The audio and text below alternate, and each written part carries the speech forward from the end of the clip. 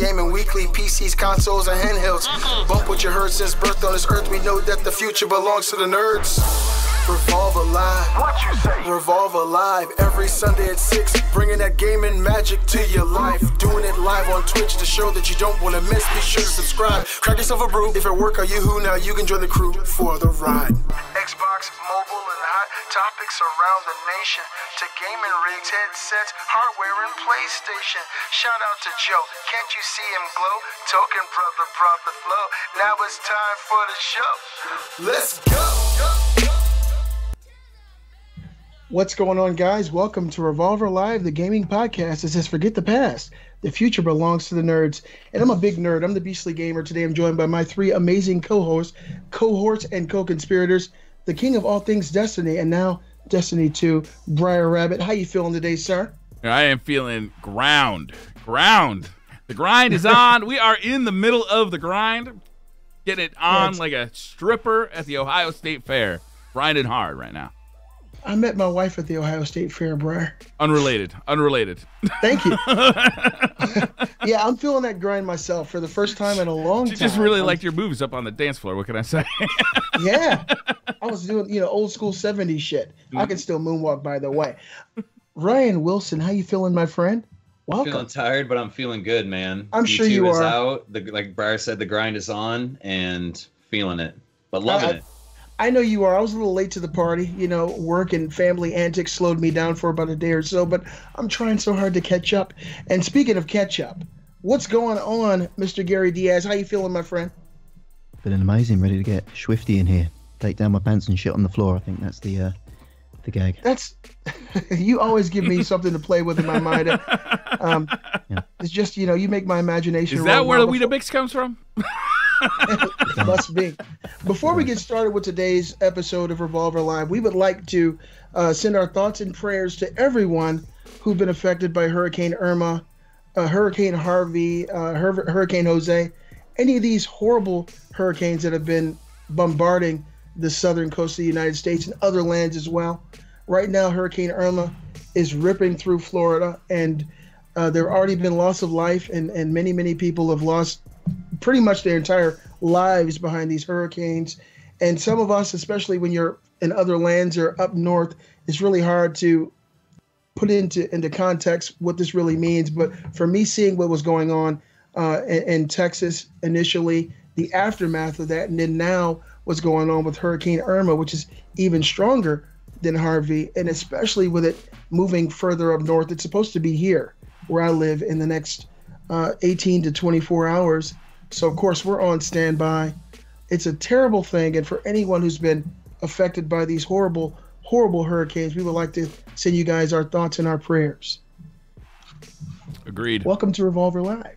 Revolver Live is a gaming podcast with 6 revolving topics. We go live every Sunday at 6 o'clock p.m. Eastern at twitch.tv/Briar Rabbit. That's twitch.tv/Briar Rabbit. The video is then shared on YouTube at Briar Rabbit's channel and my channel, Beastly Gamer. If you're unable to see the live feed or video format, be sure to check us out in podcast form on Podbeans, iTunes, or your favorite podcast service.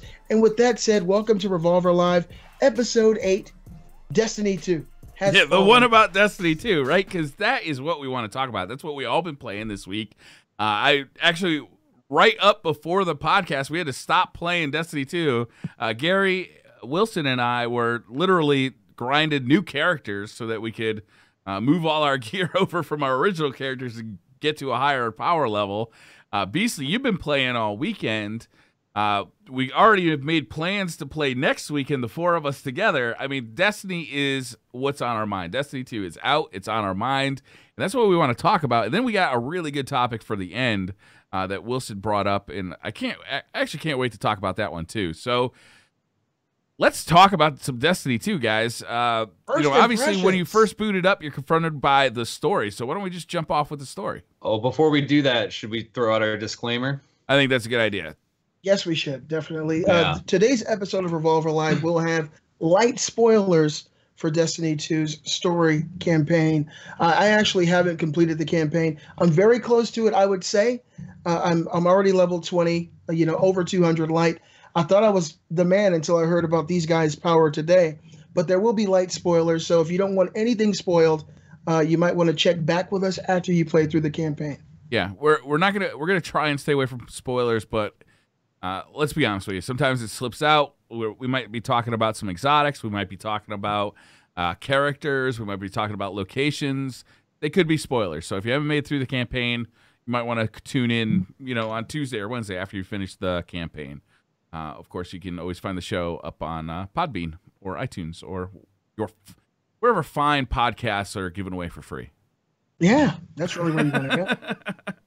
All right, so let's do it. Story. What do you guys think? Beasley, first impressions. You're not finished with it yet, but what do you think about the story so far? So far, I've put, I would say, probably 15 to 18 hours into this game. Mm-hmm. I haven't completed the story. I'm sure if I went just straight for story plot points and just story missions, I would have beat the game already. But my wife and I, we played this together. We really have been enjoying it. So we've been kind of branching off and doing side quests and things like that to kind of give a little bit more weight to the experience. This is everything I wanted from Destiny 1. That's actually, I'm sorry to interrupt, but that's a big change from Destiny 1, right? Is that in Destiny 1, you mainline the story because that's what was in front of you. In Destiny 2, the story's right in front of you, but there's so many other things to do. Yeah, it instantly opens up kind of other activities to do kind of between story missions. You have the adventures to run. You have public events to run. You can do kind of a lot of stuff. You can start repping up your factions. Like there's all sorts of stuff. You told me before the show that you're level 20 and you haven't finished the story yet. So you've been playing a lot of that side content while you've been going through the story. I just find it interesting. It's a big difference from Destiny 1 to 2. It is. And that's one of the things about Destiny that a lot of people have issues with is that the streamlined story that was crafted was really all you had until later months where all this other stuff was kind of added. That's the first thing we saw. When we first started playing through the campaign, we were actually able to join a fire team together because you're going to play through about 2 or 3 missions before you can do that. As soon as we landed on Earth, there were other things for us to do. And to me, that was a huge plus. Another thing I'll say in my first impressions of the story is that it's crafted in a way that really draws you into the story. There are lots of cutscenes. A lot of the characters from the original game, of course, we saw this toward the end of Destiny 1. They're bursting with personality. You know what these people are all about. There's so many aspects of this game that have your side busting because you're laughing about the things that are being said. And to me, it's just been a very enjoyable experience overall so far. Everything I've done so far, I've been in the Crucible. I've done strikes. I've just played through campaign and done side questions in the adventures. I love it all, and I think if this is what we can expect in the future, this will be a game I'll play all year. I haven't wanted to play anything else. Of course, it's a new game, but what we've done so far has been very rewarding, extremely rewarding. I'm loving it so far. What do you guys think? You guys are more versed in the world of Destiny. Well, what are your first impressions? Loading in, first thing that you notice is it's very gorgeous. It's a very gorgeous space. Definitely feels a little bit more open and alive than Destiny 1. Destiny 1, it kind of seemed like there was a schedule to things, not even necessarily with the weekly reset or anything like that, but it felt too, I don't know, artificial, I guess would be the word.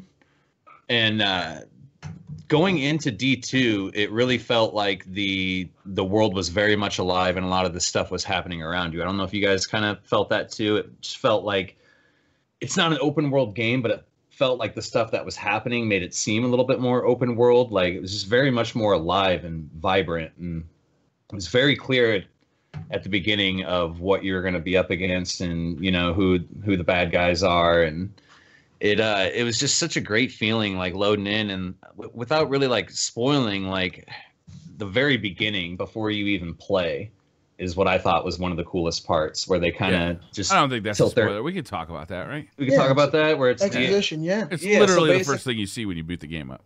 Yeah, you boot the game up. First thing you see is everything, all of your triumphs that you've done in Destiny 1, who you did them with, and the date. Mm-hmm. Yeah. So the kicker for me is the who, right? It's some of those people don't necessarily play Destiny anymore. So it was the first time I'd seen their names in quite some time.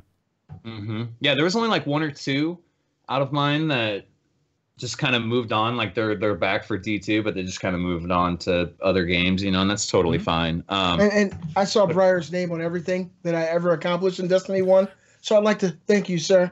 Everything that I ever done, any raid that I've done, I think I've done 3 or 4 in the history of Destiny 1, you were on them all. So I really appreciate you holding my hand through that. You won't have to do it this time, but everything I've done was you. So Briar the carry rabbit.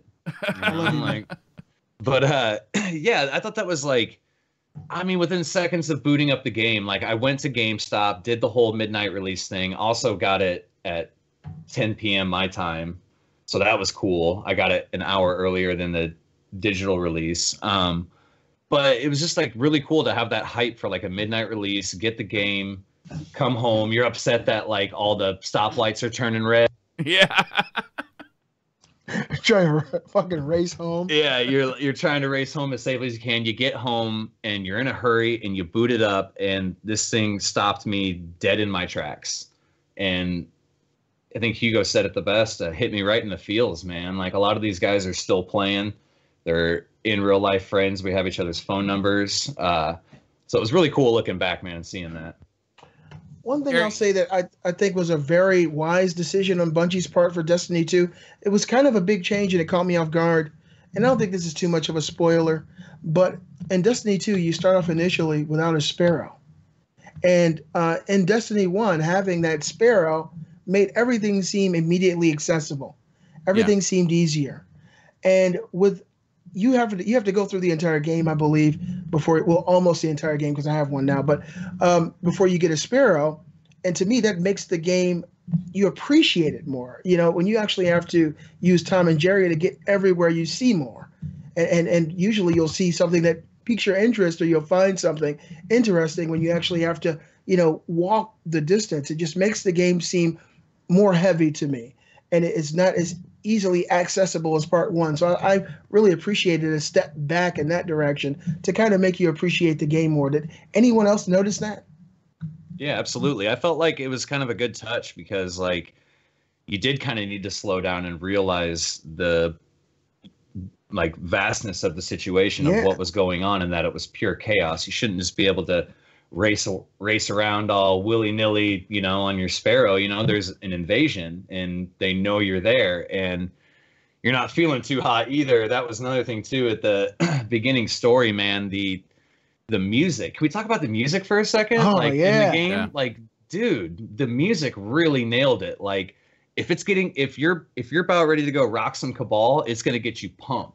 If you need to slow down and realize the situation and how like serious it is, like it gives you a really nice sad tone. And like that music freaking nailed it, man. I don't know how many times I got goosebumps. I'll tell you, the music in Destiny 1 I thought was fantastic, and all the expansions I thought was fantastic.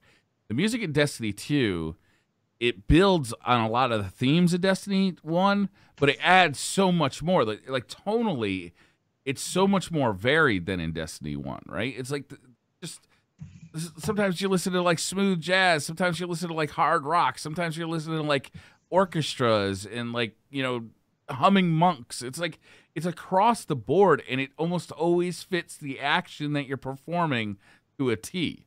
It's amazing. Yeah, it kind of struck me a bit like at least the opening of the game, where it's very somber and melancholic. Struck me a bit like The Last of Us in terms of the feel. Like kind of like that guitar feel, and I know that would probably hit you right in the feels there, basically. But when you just kind of recovered from the fall, let's say, and your guardian's taking his first steps as a character you're controlling. That really struck me as kind of like the same feeling you got when you left the city in The Last of Us and walked out into the woods for the first time, and you just saw the openness and the vastness, and you had that. I guess it's, what is it, like a classical guitar kind of riff almost coming down there? Yeah, you're right. That kind of feel really hit me. Something I'll say about my initial thoughts. We're talking about the story a little bit and our impressions of the story. I felt that the character arc, or what you're going through in this game, meant so much to me. And again, for me, it's something that, you're pulling back layers of what made Destiny 1 so popular, but making people appreciate that power. And Destiny 1, you feel like an incredible badass from the moment you really start playing the game. And in this game, that's kind of ripped away from you in a very meaningful way. And not only that, the people who you care about in this world also feel the effects.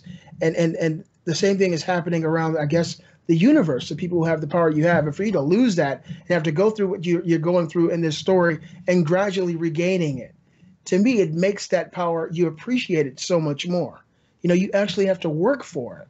And I think that was a very smart move, again, by Bungie, to make you really appreciate the power that they're giving you, because you have to actually work for it this time. And so I've got a different opinion on the story myself. So I think the story was good. I think that there was a story, which is one of the biggest criticisms of Destiny 1, is that there was no story. It was a game without a story. And I feel this one, there was a nice sci-fi story that had all the beats that you expect to see from a sci-fi story. You had the fall, the return, etc., and everything else you want in between.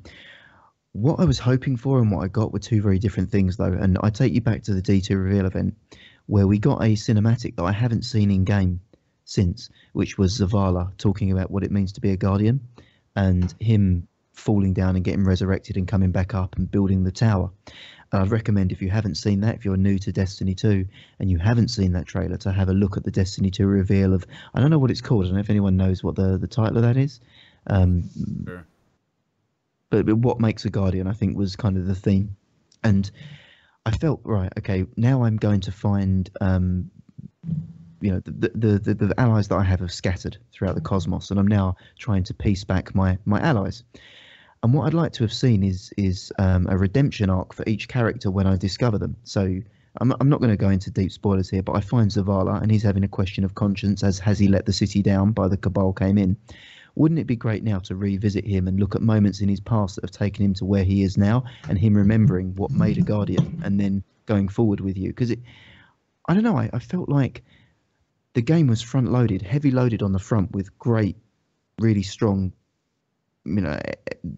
plot-driven missions, and then I kind of felt like towards the second and third acts they were a bit lackluster and rushed out, and that we were seeing character resolutions very quickly. I don't know if you got any of that, and what you felt about seeing more from our vanguards and other characters that we encounter. But I hear you, and I somewhat agree with you, but I also think there's more that we haven't seen yet. Some of the story, one of the problems with Destiny 1 and its story and its lore was it was hidden in the Grimoire, and you had to go to the website and read it there. In Destiny 2, they put a lot of that back into the game, or put it into the game, and it's hidden. Some of it is in adventures, some of it was in the main story campaign, right? That campaign that you run like right at the beginning, but a lot more of it is hidden in adventures. And missions that some, I believe, are not unlocked yet. I believe that we'll see more of these unlock as we go. But the adventures, as you do the adventures, you get more lore, you get more story behind these characters. So if that's what you're looking for, that's where it's going to be. And we'll see, we'll see if all those adventures are available to us now or if they unlock over time. I'm hoping that they do unlock over time, because I think that'd be really interesting. I do somewhat agree with you. It did feel a little rushed at the end, and like the final boss fight was a little anticlimactic for me. But I just feel like you've got your three vanguards, and you've got the stoic protector, you've got the jovial kind of gun, maverick, and then you've got the intellectual, the academic. And I'd love to, when you are encountering these characters, in the same way you see that Zavala cinematic, I'd love to have had almost a micro campaign, a cinematic, a collection of cinematics. You see a young Zavala just freshly resurrected. You see him progressing through and overcoming obstacles and everything else there. And you might see Cade, and you see why Cade's that way. Maybe he uses humor to mask, and if you know anything about Cade's backstory, a lot of the humor that he has is to mask great tragedy in his personal life, and he uses that as a coping mechanism, and you maybe see that there, and you understand a bit more as to, no, actually Cade isn't just this arsehole who doesn't care about you. And Ikora, again, maybe she's trying to be intellectual and trying to be always right, because there's been a big time when she's let down the Vanguard or let down the Warlock Order and has been wrong about something, and it's cost them big. So I'd love to have had that, and then you're the reason, you take them on this redemptive journey, and that's why they find the strength to fight with you. I don't know. You mentioned that cutscene that we haven't seen yet. We've seen it in the Destiny reveal, but we haven't seen it in game yet. My suspicion is there's more to come, right? Is it that even though we've played through the campaign, there's more to come? Well, for me, and again, I haven't completed the campaign. I feel like I'm pretty close. The Vanguards have all recently become in my circle, let's just say that. But upon finding Ikora, I felt like I had that moment with her. I felt like she did talk a little bit about the trials and the tribulations of being a Guardian and the things she's gone through, and the fact that she doesn't necessarily feel like she is all light or light only, that she's an individual. And I felt like, that kind of arc mattered. And maybe Zavala didn't have that moment yet, but we know that Destiny is a game that's made to last. And the fact of the matter is, this cinematic that you saw, I haven't seen it, that was shown during the reveal, more than likely will be shown at some later point. I think that the positive thing to take away from this is Bungie has front-loaded story. They front-loaded characters that matter, and I guess grassroots relationships they're kind of being fostered from this moment forward. And you can't please everybody all the time, but I think that the direction that they've gone is going to please a lot more people than the people that were initially pleased with Destiny 1. I think it's a positive move that they've made. And to me, the characters and the story and the plot that I've seen so far have been a great move forward compared to what we've had in the past. Well, I could totally see it from Gary's perspective, totally, because what I was expecting and what I got were two completely different things, but at the end I was still extremely happy with it. So whereas in Destiny 1, it had story. There was just no directive to the story. We didn't know why we were doing these things. Mm-hmm. You know what I mean? Now we know why we're doing it, and we're interacting with the Vanguard. And I felt like that there was some character development. Zavala was definitely going through some issues, and towards the end, obviously, it's no spoiler that you have to rally the troops. You gotta re-inspire everyone. Everyone's at their. We're coming off this ultimate high of the Age of Triumph, where we have beat everything that stepped in our path, and we are at the pinnacle. We're on the verge of another golden age. You know what I mean? And all of this happens, and now all of a sudden we're at an ultimate low, the lowest we've ever been. And it's our job to rally and inspire everyone else to show hey man, we're not just going to roll over and die. And you could definitely see some of the character development.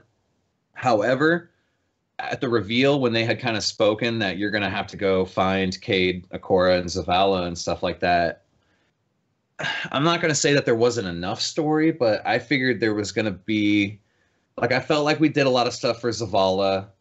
We did a thing or two for Cade, and then we did something for Ike. It did kind of feel a little rushed there. I wish they kind of we would have had a little bit more things to do to inspire them or help them get to the point of I guess just a believer at that point, that we can do this. And so I do kind of see what Gary was saying a little bit, when they were kind of showing us hey, you're gonna have to go find him and rally him. I was thinking that we were gonna have to be doing through some quests, things, going through more quests with Ikora. I felt like we got I felt satisfied with the amount of interaction I had with the Zavala. I really did. Yeah, I've seen him the most so far too.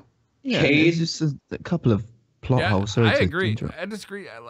For me, Ikora was the standout by a long shot. Ikora's crisis of confidence was really the most moving to me, because when you first meet her and when your final interactions with her, there's really a metamorphosis I feel like that's happened with her personally. Like, she has really been changed by this experience. And I found that pretty good. Was it a master class? Like, was this like a, something that, would win an Oscar from a movie? No, it was a video game, and it's done in cutscenes that are 30 seconds to 2 minutes long. So yeah, it did feel a little rushed. I would agree with you. But I thought it was really well done. When I finished the campaign of Destiny 2, I felt far more connected to Cade 6, Ikora, Hawthorne, everybody than I ever felt in Destiny 1. In Destiny 1, these guys were just people that I went to collect shit from. Same here. I'm not even done, and I feel a huge connection to these characters. In Destiny 2, like, I can't wait to see how this progresses further now with each of these characters. I now am invested in these characters, which is a big change for me, and I'm really pleased about it. Yeah, absolutely. I think you made a good point about Ikora because, even after finishing the campaign, Zavala's Zavala again. Cade will always be Cade. And I could say that I want more Cade, but who doesn't? You know what I mean? Like, you could have gave me a 3-hour quest line with Cade, and I would have wanted more. But, like, you kind of made a good point, Briar. Like, when you go and see Ikora afterwards, she's, like, her demeanor has completely changed. She looks much more sad and, like, confused, shaken. Like, you know what I mean? Like we just got lucky. We just about got knocked on our ass. You know what I mean? Like, and the experiences that she's had, like, I believe she says something around the lines of, I've always wanted to study the greatest mysteries, and now I realize that there's mysteries out there so great that I'll never comprehend them. You know what I mean? And that's like the curse of a warlock. You know what I mean? Rough, like, it's never enough knowledge. It's never enough. You're always wanting to know more. And I think you made a good point about that. I just want to just quickly mention a character that I'm quickly falling in love with that's not even a living character in this world. Failsafe is one of the funniest android or AIs I've seen in a long time. For some reason, I always find AIs with comedic tones to be extra funny. And this AI has really went in on Cade 6 on numerous occasions. Yeah, she does. Savage. Really destroying him. And the funny thing about this AI is that everything she says it in an extremely pleasant tone, even though it's like a very hardcore diss. And that kind of comedic humor I really appreciate. And for me, that character or this AI is one of my favorite standouts so far. It's like the yin to the yang. She's got more to Cade give 6. too, Beastly, which is great. After the story, when you're done with like the main campaign, she's definitely a standout as far as like further continuing story goes. Good. She's got a set of missions where you really feel a connection to her, even though she's a machine. Even though she is all right. Like, you really start to feel some sympathy and some connection to her. I did anyway when I was playing through those missions. Yeah. I don't know. Maybe I'm one of those crazy guys. I fell in love with Edie in the Mass Effect series, Mass Effect 2, and she was the AI. So maybe I'm just one of those weird characters. But yeah, I thought that was a little mentionable thing. Well, Beasley, you had mentioned that that's quickly becoming your favorite character. It is, like, off the top of your head, guys. I mean, is there anyone that you feel much more closer to in the story, or maybe potentially is, because I mean, in Destiny 1, Cade 6 was my favorite character, but like, I still like Cade, but like, I'm feeling, like BC said, a slight more connection with some of the more people. Like, I thought our interactions with Hawthorne were amazing. Hawthorne is awesome. She's awesome. Yeah. She's just a normal person, and like, so it's almost kind of giving you a connection between like the people that weren't touched by the light or blessed with the traveler's light. You know, Hawthorne what I mean? also exposes like a different side of the world of Destiny, right? She's not happy with how things were being run in the last city before, all this shit went down, and she has no problem telling you that. And then when your goals don't align with her goals, she tells you about that too. She really expresses her displeasure in your decisions and your actions, which is you've never heard before. You've been the savior so many times throughout Destiny's history, and to have a character talking to you like, no, this whole thing is not working for me.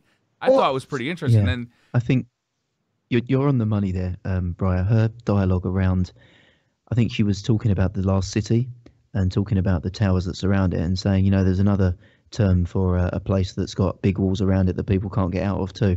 you know, and the ideas of saying, actually, are these people being protected or are they being in captivity? You know, what is it? You know, and I thought those were some really interesting character concepts that not everyone, your guardians are not universally accepted as the saviors. I think that was really, really smart move to have her in there. Right. And then what I hope for Ikora, for Hawthorne, for everybody, is that as we continue along, we start to learn more and we start to see more and we start having more interactions with these characters, because that, to me, the relationships that you build, right, that's the interesting part, right? It's not always just about killing the aliens. It's also about who you kill the aliens with. And I found that to be really interesting. But also probably my biggest disappointment about the campaign was that you never really feel like you're a part of the Vanguard when you're out there fighting, right? Is you have these cutscenes, but you never, right at the beginning, and we've played this a ton, right? Every beta's had it, is you have this moment where you're literally fighting elbow to elbow with Zavala. But you never really get that feeling again, right? Like it's kind of an unkept promise to me. Yeah, that would have been really nice to, I don't know, maybe 1 week, like Zavala's on in the European Dead Zone. Or maybe the next week, you know, you can find Ikora out there, you know, dropping Nova bombs on a pack of enemy and then missing one in the back corner, like how she does now. Through the story mode?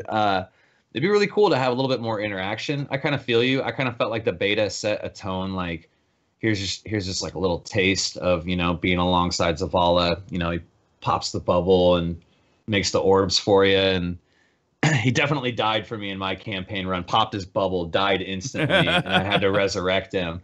I think you were saying, Briar, we noticed today that when Ikora comes down and Nova bombs that pack of Cabal, she misses one now. And you said, how funny would it be if she came in and threw a Nova bomb and it just slammed into the side of the wall and completely missed, and then you had to clean them up, or like hit a little rock right in front of them, or that would have been great. But like, yeah, it'd be really cool. Like, be on a patrol and you trigger a certain thing, and all of a sudden Cade 6 comes jumping up out of the air and flap, flap, flap with this gold gun, and just kind of helps you out. And they did things in line with their characters, like you say, like maybe she whiffed an over, or like if you die and you're on a mission with Cade, he'll like give you a couple of bags while he's like rezzing you. I think that'd be awesome.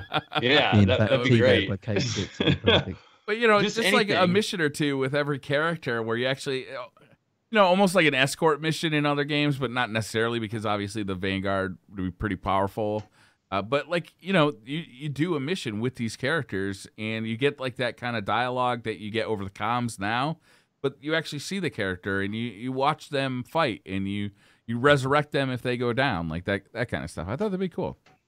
Yeah, that would be cool. Maybe, I mean, they're taking baby steps towards it, you know, and if we voice that, like, we want more stuff like that. Like, I think Gary nailed it. Like, you're in the middle of a patrol and like a Cabal knocks you down and your buddies can't get to you, and then all of a sudden, who's this guy? And it's Cade 6, and he just comes and gives you a free res. It doesn't even have to be anything like an entire story where he's right by your side, but it would be funny if every now and then you saw like a little cameo appearance out in the wild or something. And how about this, Wilson? The same way that they have these public events that are happening all over the place in this game, which I absolutely love because they're so reliable.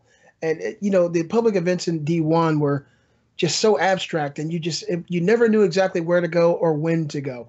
And now, no matter what you're doing, where you are, you know exactly what's going on. What if they made public event type of events that allowed the Vanguard to actually come down and help you, or to be in a situation where you fought alongside them for a period of time? Would that maybe that's what I'm talking about. Soothe this appetite, where maybe you're checking your map and you see that Zavala will be here at this time, and when he comes, maybe a particularly strong enemy or enemies come down and he's there to help you, and you guys, you know, share witty banter back and forth during that period of time. It kind of builds that bond. That would be awesome, and that'd be something they could do very easily, and many people could experience. That's a good idea. I love Sweep's idea here in chat. How cool would it be if you and a friend queue up for a strike and the Vanguard joins as the third? Ooh. Tells more dialogue and story, like just randomly, kind of all of a sudden there's a Vanguard on your team. That would be amazing.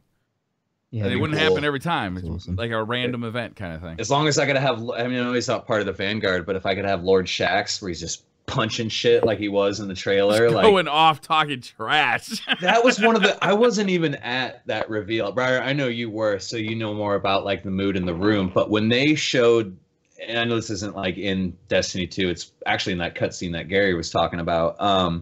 When it showed Zavala, Shaxx, and Saladin all fighting together, and you could hear everyone go crazy. Like it was really cool when he just punched that dreg that came running at him, and it'd be fun to have some of those characters in there. Like that would obviously require like a whole lot of coding, and it would be a lot harder to do than I think Beasley's idea is. Like, don't get me wrong, Sweep's idea is awesome, but realistically, like for now, I think they probably could do the public event thing, like all like randomly one public event. It's like Zavala needs your help, or Ikora, you know, or Cade 6 is at it again and needs your help or something like that, you know. Another way to develop the characters, which I think was a bit of a wasted opportunity, and it's probably a good transition as well to take us onto planet maps, activities, and things you do.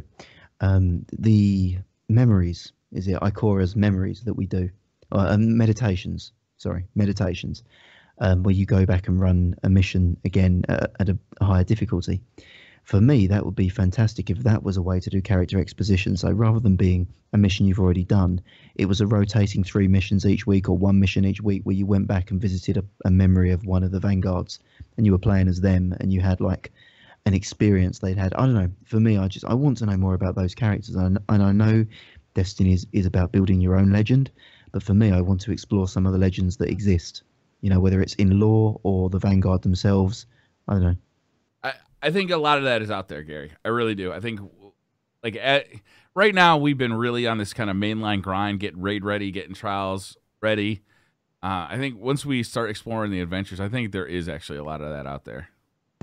I hope so, man, because there is some fantastic lore in this universe, man. Like, don't get me wrong. Like, I want to know what's going on now, and I'm very interested in what is currently happening in the universe of Destiny, but dude, there are some incredible stories about, you know, how we've even gotten to where we're at, you know, like they didn't even really like touch on the, like, you know, with Rise of Iron, like the fact that when we first got touched by the light, we were kind of savages about it. We controlled land like barons and formed clans and, you know, like, and the fact that it was like going back to the barbaric days all over again. And, you know, somehow we made it. Like that stuff's really interesting to me. And it'd be really cool to visit some of that stuff in maybe like a future meditation or DLC or something. I don't know.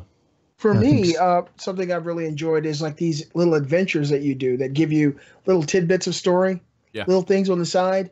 It's almost like the grimoire in another form. And correct me if I'm wrong, feels like the grimoire. Yeah. Now, me in D1, I never ever went online to read any of the grimoire. I felt like it was something that was outside of the experience. I felt like it'd be going to the movies to leave that theater and go walk into another theater to find out about that same movie.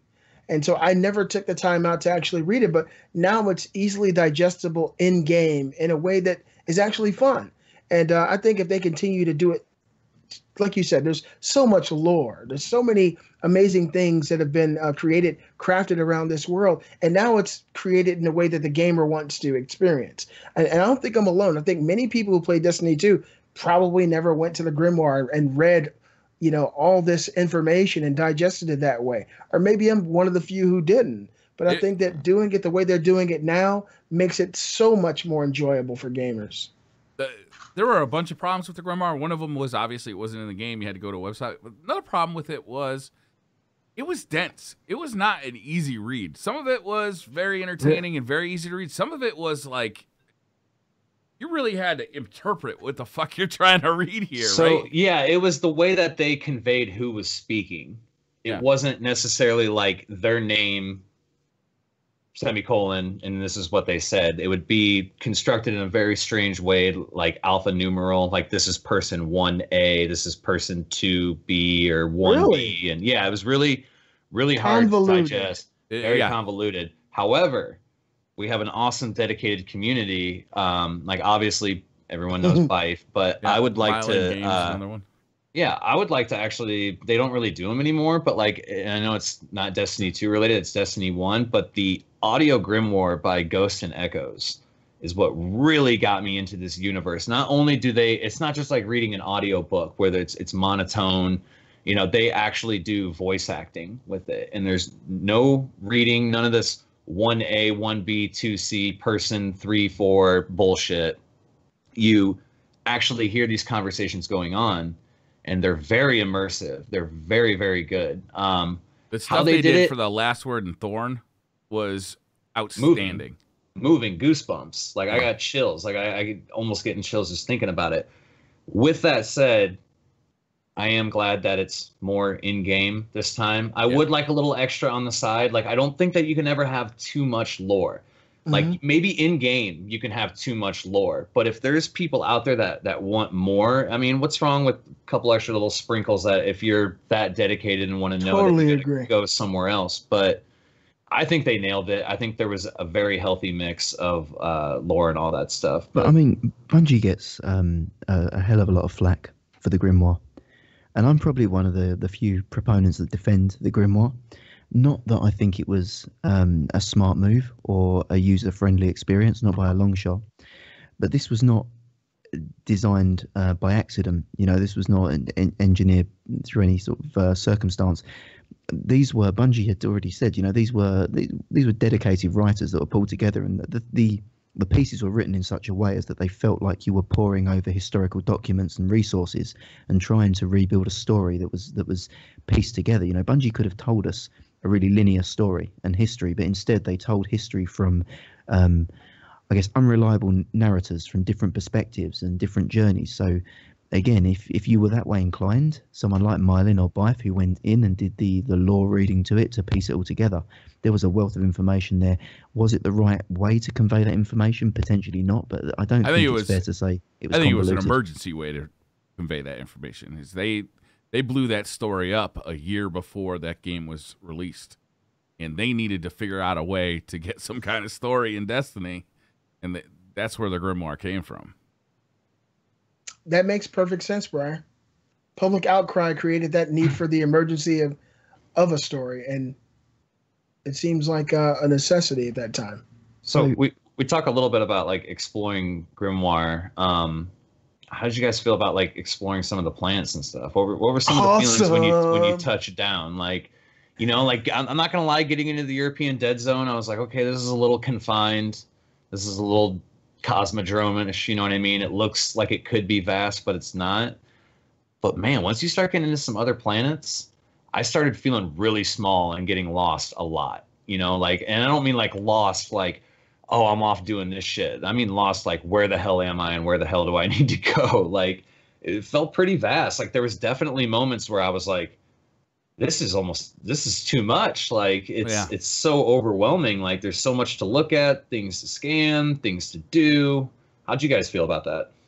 I felt exactly the same. Get that? I didn't get that claustrophobic feeling from the European Dead Zone. When I first landed in the European Dead Zone, I felt like, oh my god, this is way bigger than anything we've seen in Destiny 1. Like, it just felt bigger, more densely packed. Like, not just graphically, but also with events, like public events, with missions, with lost sectors, with all sorts of activities, and you know, even chests, and just it felt like wherever I was, there was something going on, something to find, and I think that's one of the reasons it was a good idea not to have us just flying through on sparrows from the get-go.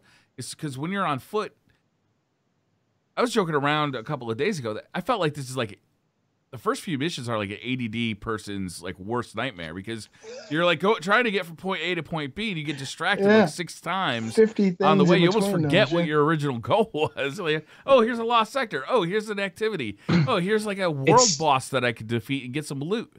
Yeah, it's still happening. We were playing earlier. Remember, we were trying to do our daily milestone for complete the challenges in the EDZ. Yeah. And remember, we were like, should we go here and start should we start a new character? Should we should we jump into this planet, or no, let's just finish out these challenges so we can get our, you know, our reputation coins. And it still happens. The whole claustrophobic thing really stems from, I should have elaborated on that a little more. Like the first area you load into is a little claustrophobic, but I can see then that. Yeah, sure. once you branch out and kind of go, it definitely opens up. I would agree for sure. I've been kind of taken aback by the vastness of these planets, honestly. What I've seen so far. I haven't really been to any of the same places twice unless I was absolutely trying to get back to the same place. You can go off and go and go and go. And to me, that's a big deal, especially in a game like this. Seeing what we saw in Destiny 1, it's really exciting to know this is the vanilla version of Destiny 2. Because you know what's going to be coming down the road. And with this much content initially, I think that bodes very well for the future of Destiny 2. I mean, like you, Wilson, I'd gotten off and walked off and left my wife behind, and I'd be, 500 yards in another direction, fighting a whole new group of enemies for no reason, finding chests. And like Briar said, it's something to do everywhere you go. There's a public event around every corner, and they're very reliable. You don't have to look for them anymore. It's just so much more to do, and I'm really excited about the future of this game. So in terms of the new activities that we have, I kind of reflected back on what we had in Destiny 1, and we haven't really got that much more. But what we do have is accessibility to it. So do you think that that's the difference in that, okay, if we cast our mind back to Destiny 1, the adventures are side missions. That's what they were called in Destiny 1. You had your story missions, then you had side missions on a planet. You had the patrol zone and then side missions. The public events were there. You just had to go to a separate website to find out when they were spawning rather than having it on the map. We have a map. That's obviously a big change there. And then patrols. Patrols are patrols. They've always been there.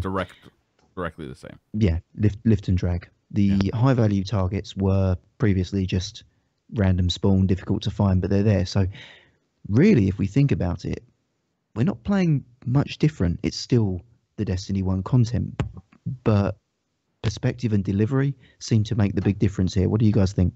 I agree, 100%. I agree, and I disagree. I mean, like, you could look at bounties from Destiny 1 are now just kind of, they're in your director, right? Is if you press menu, you can basically see the bounties for the place you're in.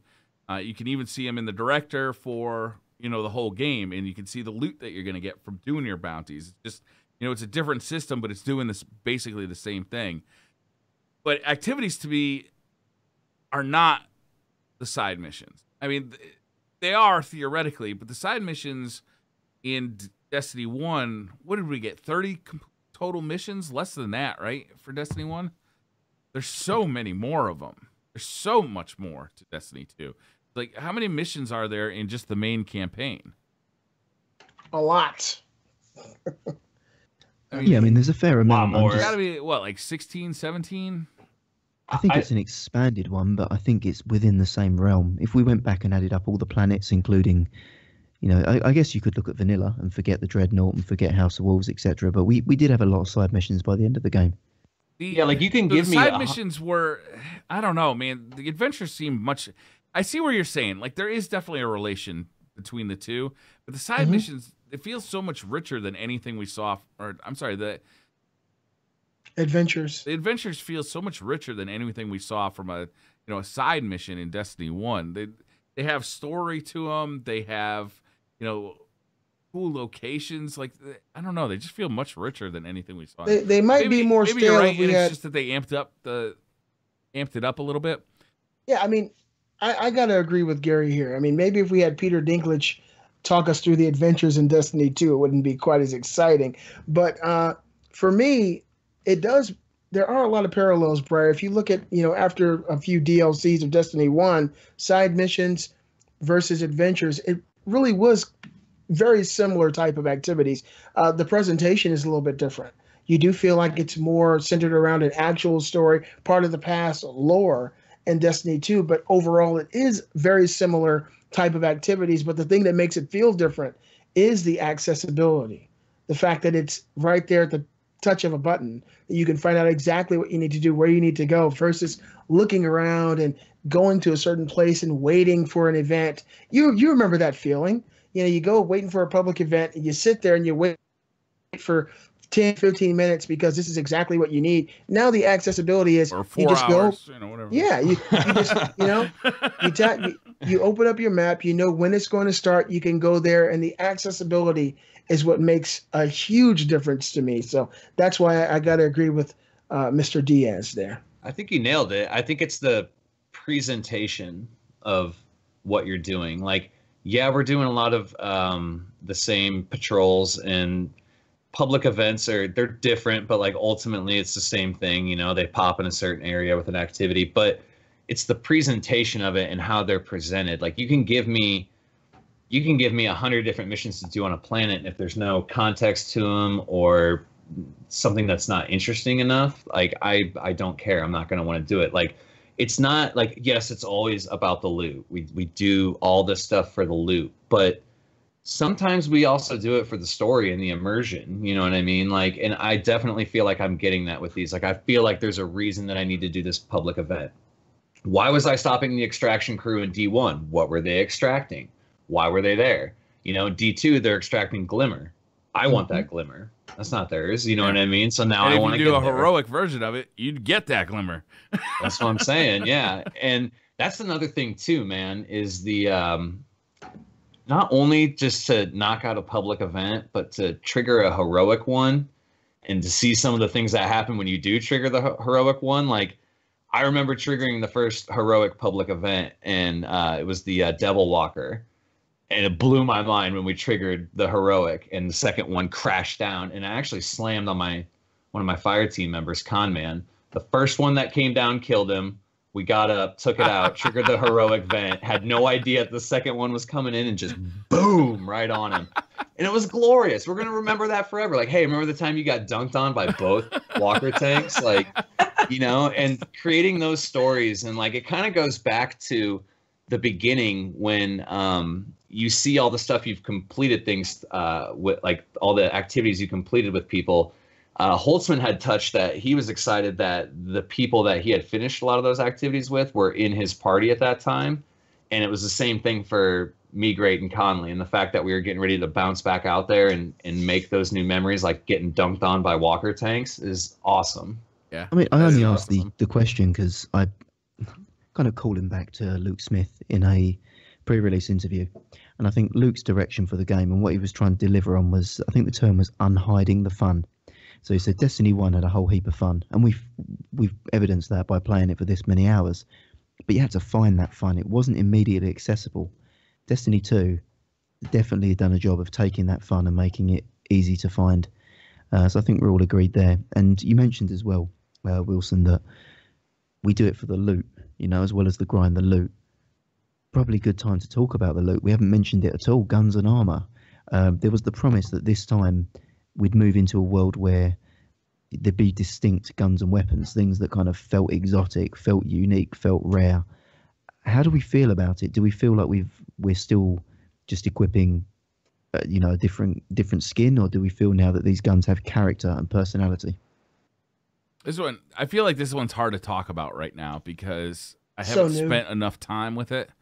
Like right now, I'm very enamored with every new weapon that I find, with every new piece of armor that I find. I'm very enamored because I just opened up being able to modify my armor with legendary modifications, which really does change the way, or seems to change the way that you can build out a Guardian. Like it, in major ways, you could build out a Guardian for increased recharges to your grenades. You can build them out to have faster reload speed or more stability on kinetic weapons. You know, like really, however you want to specialize this Guardian, you can build. Not only can you change your subclass, but you can actually change your armor and change your weapons to reflect how you like to play. How effective that is, I can't speak to right now because I literally just unlocked it, and I literally, I just haven't had enough time. But it's promising. It's definitely promising. Well, from an end game perspective, we don't know yet. Like from an end game perspective, but from a first impression standpoint, I will say the majority of the exotics that I've gotten, weapons, feel exotic. That's a nice change. Armor, yeah. And I mean, don't get me wrong. There's a couple in there that Yeah, there's a couple duds in there. But maybe, they have a good perk on them, but it's not quite exotic. You know what I mean? But I feel like some of the armor, like there's a few armor pieces that are definitely, like one in particular for the hunters that are broken a little bit. But some of them the armor feels pretty lackluster. There are some good utilities like things like faster melee ability recharge rate, like when your super's active, or even just in general, like you have a quicker refresh rate of your abilities.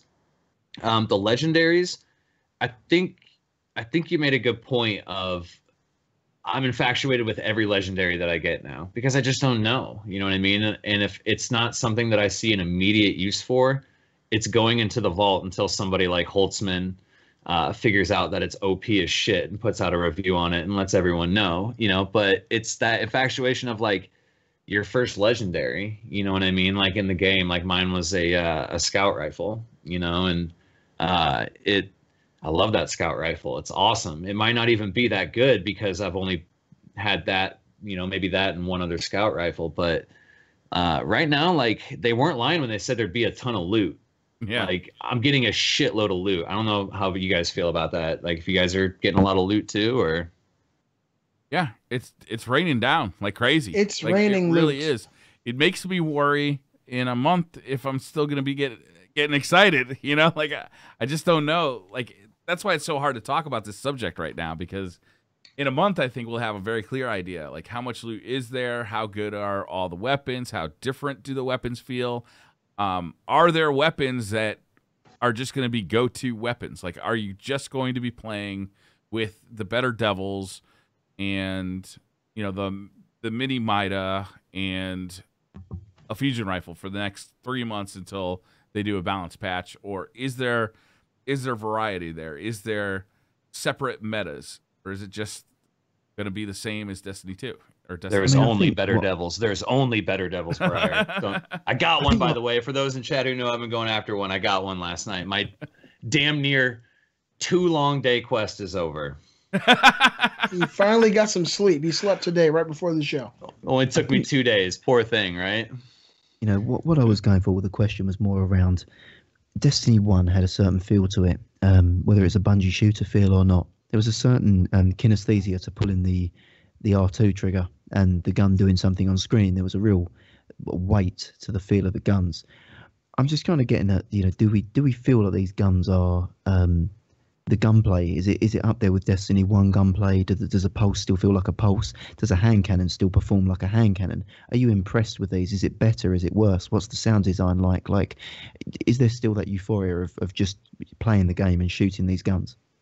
That's something I can speak to. I think that it feels just as good, if not better, than the original game, what I've played with so far. I've noticed that certain classes of weapons have been completely removed. Why do we have no heavy machine guns anymore? Why? Dude, it's called the sweet business.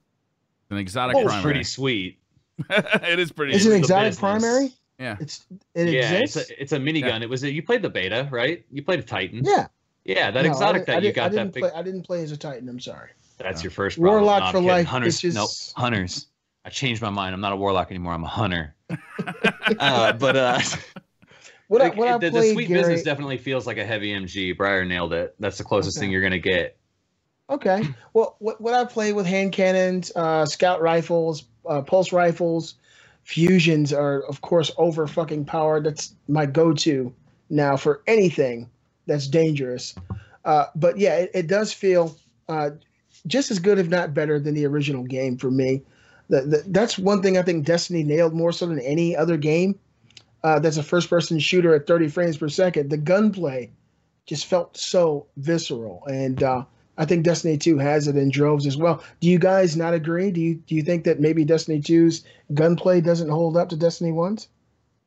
Feels I'm different unsure about it right now. Yeah, I'm unsure. I'm on the fence because something about it feels a little different, but it's still enjoyable. Like Gary had touched on the sound. Like when I shoot a gun, like sometimes I'm like, ooh, did you hear that? You know what I mean? Like that made a noise. You know what I mean? Like it made a really cool noise. And some of the weapons definitely still do have that what's the word I'm looking for, charm to them, where when you fire it, it just feels good.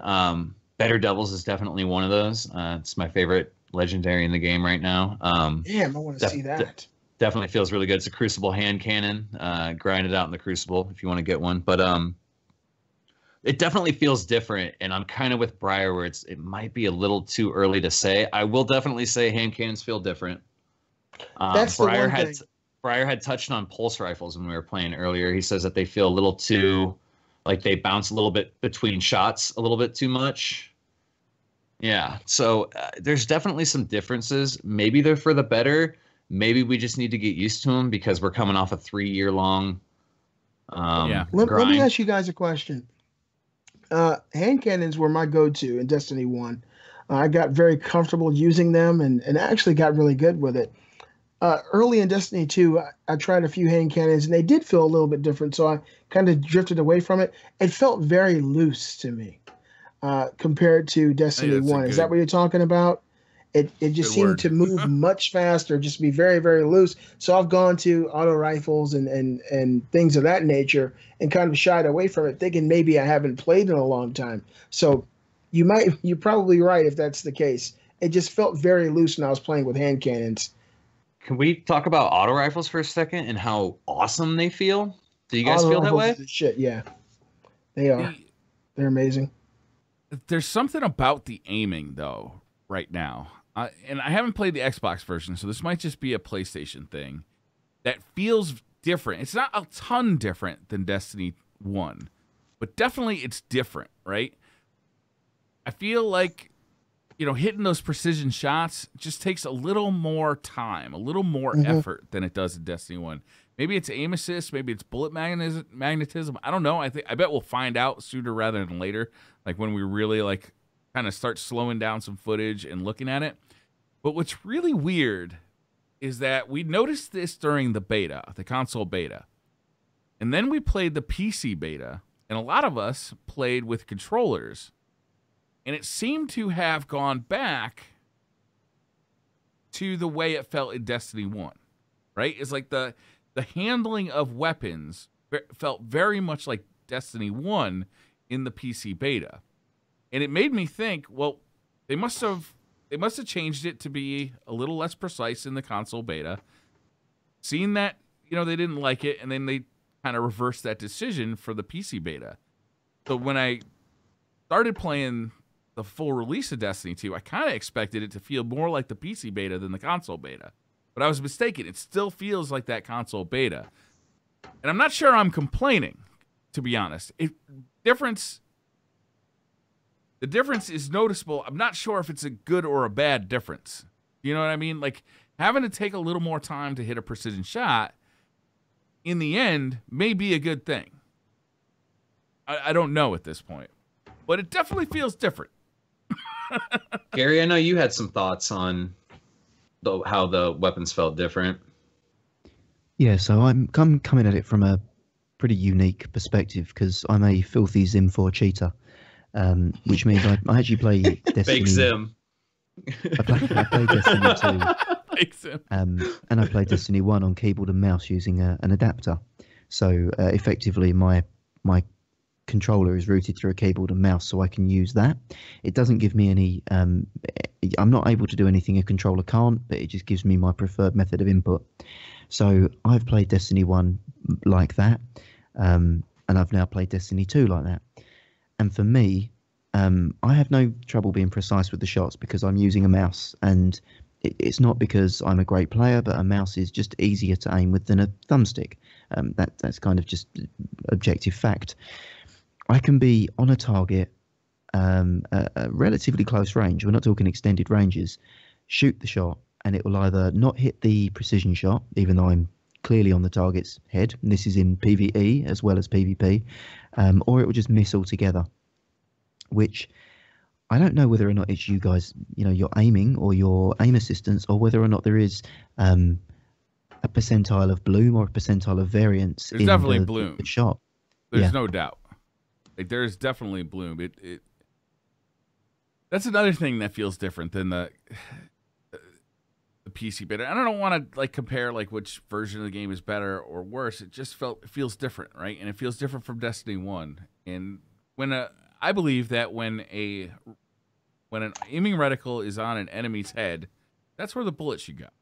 Yeah. Like, that's how I feel about it. Like, whether you're in the air or dodging or anything, if you point a bullet at something, it's going to go there. that's how it should be, right?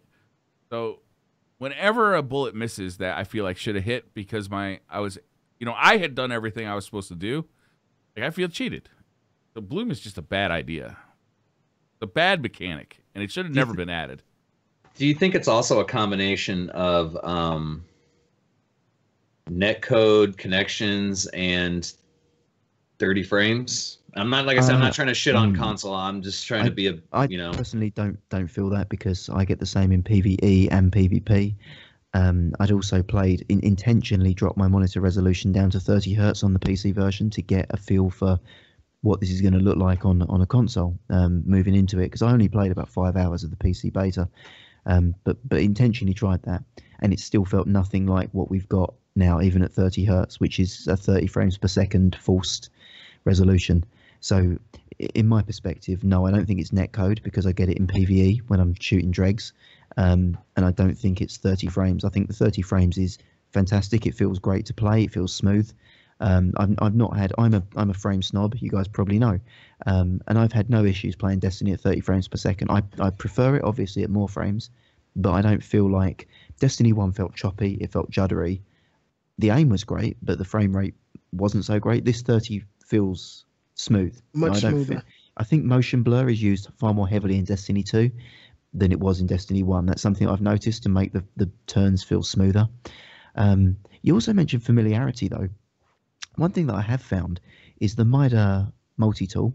Spoilers, I guess. Too late now. If you don't know, it's back. But the Mida is back. The Mida's back with high caliber rounds. And the Mida feels almost identical to how the Mida felt in Destiny 1. I felt no difference in it whatsoever. It feels exactly the same. The bullet magnetism's still there with 100 aim assist stat, I'd imagine. What do you guys feel? Do you feel any difference in the Mida, or has the Mida escaped this change? No, it feels the same. You're right. You're absolutely right. So maybe this is a weapon to weapon difference, or maybe a class of weapon to class of weapon difference. Right? I definitely feel it more in hand cannons than any other weapon. Right? When I'm using a hand cannon, I just feel less precise than I did in Destiny 1. I feel like I got to work for that precision shot much harder than I did in Destiny 1 or the console beta, or the PC beta. That might be the change that Bungie was going for, Briar. Maybe the weapons, right? It could be are a actually that thing. different. Yeah, each one could be that different. That something as, I guess, what we would consider normal as aim assist is changed per weapon. It's a possibility. It sounds like it might actually be happening. Well, could we talk about like flinch for a second? Because it's definitely just not on snipers anymore, dude. I'm getting flinched out of my primary shots in some engagements, not just PvE, but in PvP as well. The flinch, and like Sweep had kind of said it too, Mita feels the same, but the lens flinch is there more than ever. And there's definitely my point being, there's definitely a lot of familiarities with the weapons, how they feel, how they play. But there's also some unfamiliar stuff that's going on, like sniper recoil. Most of the time it was either straight up or straight up to the right, straight up to the left, a little bit. I'm noticing now sometimes when my sniper rifle reticle is coming back down, it will do like a quarter moon. It'll start to make like a quarter moon. It'll almost like do a circle and go back down. And I think it's just going to take some time to get used to. Yeah. You know what I mean? And who knows? Maybe this is what they thought was a good solution, and it's up to us as a community to voice if like we are or aren't liking some of the changes and stuff. But dude, I mean, like, there's snipers, and this isn't me just being a sniper fanboy. You guys know I love to snipe. I never shut up about it. It's awesome. It hits every pleasure zone. But like, something needs to be done with them, because like fusions are amazing and that's awesome. Keep them the way they are. Shotguns feel good. Grenade launchers, I mean, they feel good in PvE, but in PvP that might be a tough balance. But there's really not, unless you're just a sniper fanboy like myself, and I think Gary had touched on it yesterday. I just like the fantasy of the sniper. You know, it's clearly not the most effective thing right now. Like, I think like they're at their ultimate low. I feel like a lot of these power weapons are year one versions, Destiny 1 unnerfed versions of themselves, except the sniper. Like, and I get it. You're across the map, you know, there has to be some flinch. I'm not saying get rid of it, but something feels really off about snipers for me. And I'm getting better at them.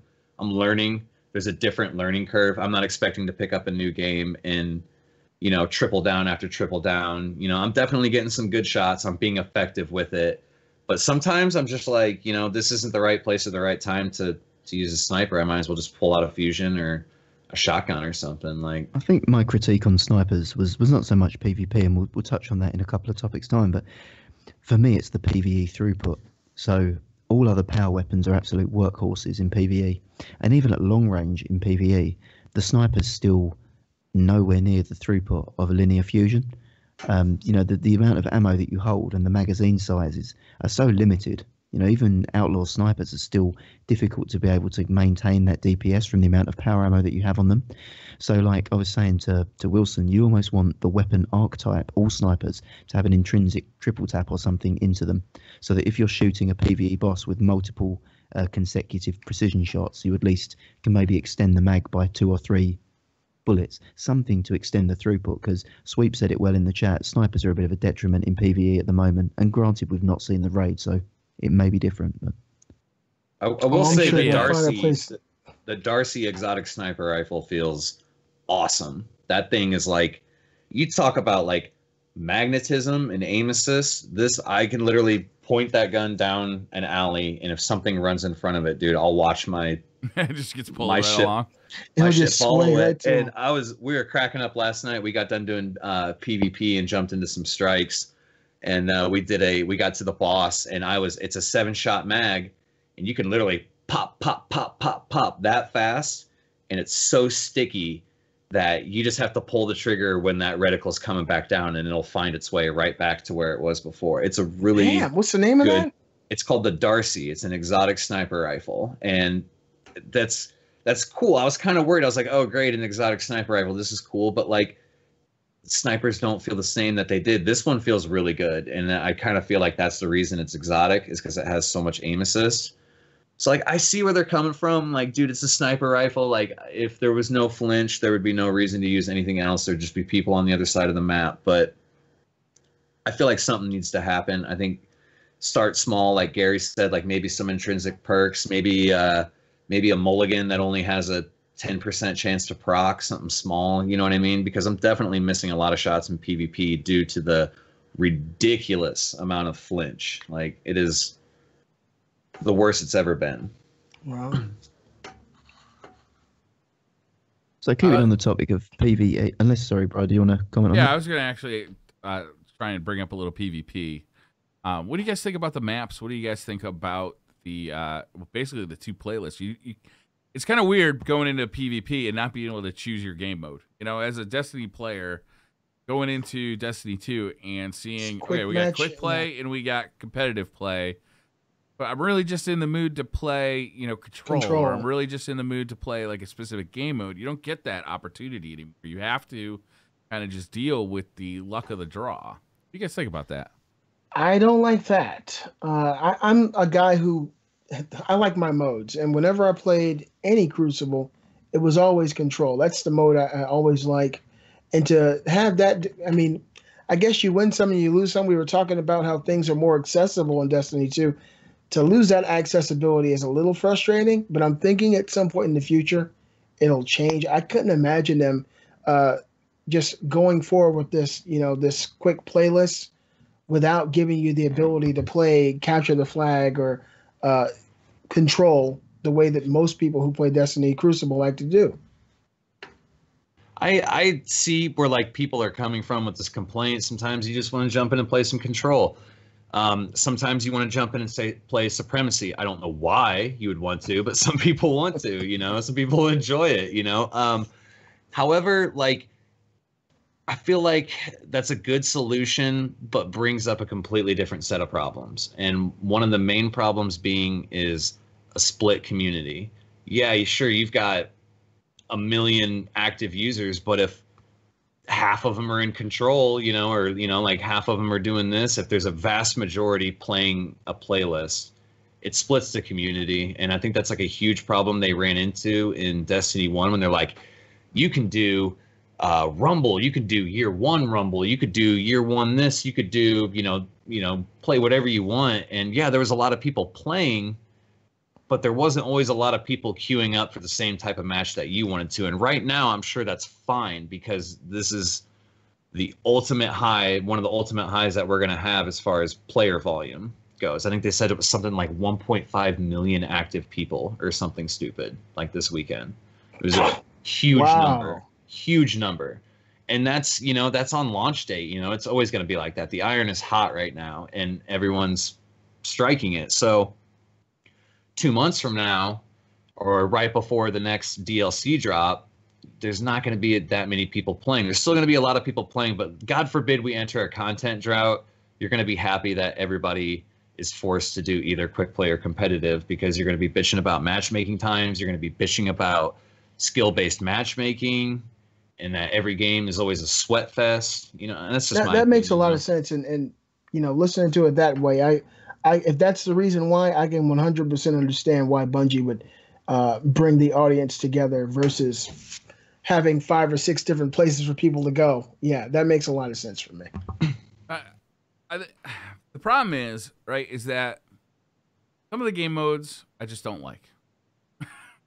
So when I see Tell them us how come you up, really feel. I'm just gonna quit out, and that means that I'm leaving behind a 3-man team to go fight a 4-man team, and I'm not gonna feel bad about it because I just don't want to play that game mode. I'm sorry, I don't want to play it. And if it was its own playlist, it was just, I wouldn't go in there and play it. And I'm not saying that other people don't get to play it, but I just don't like it. I really like, I like some of the Crucible modes, and other ones I find to be a little on the tedious side.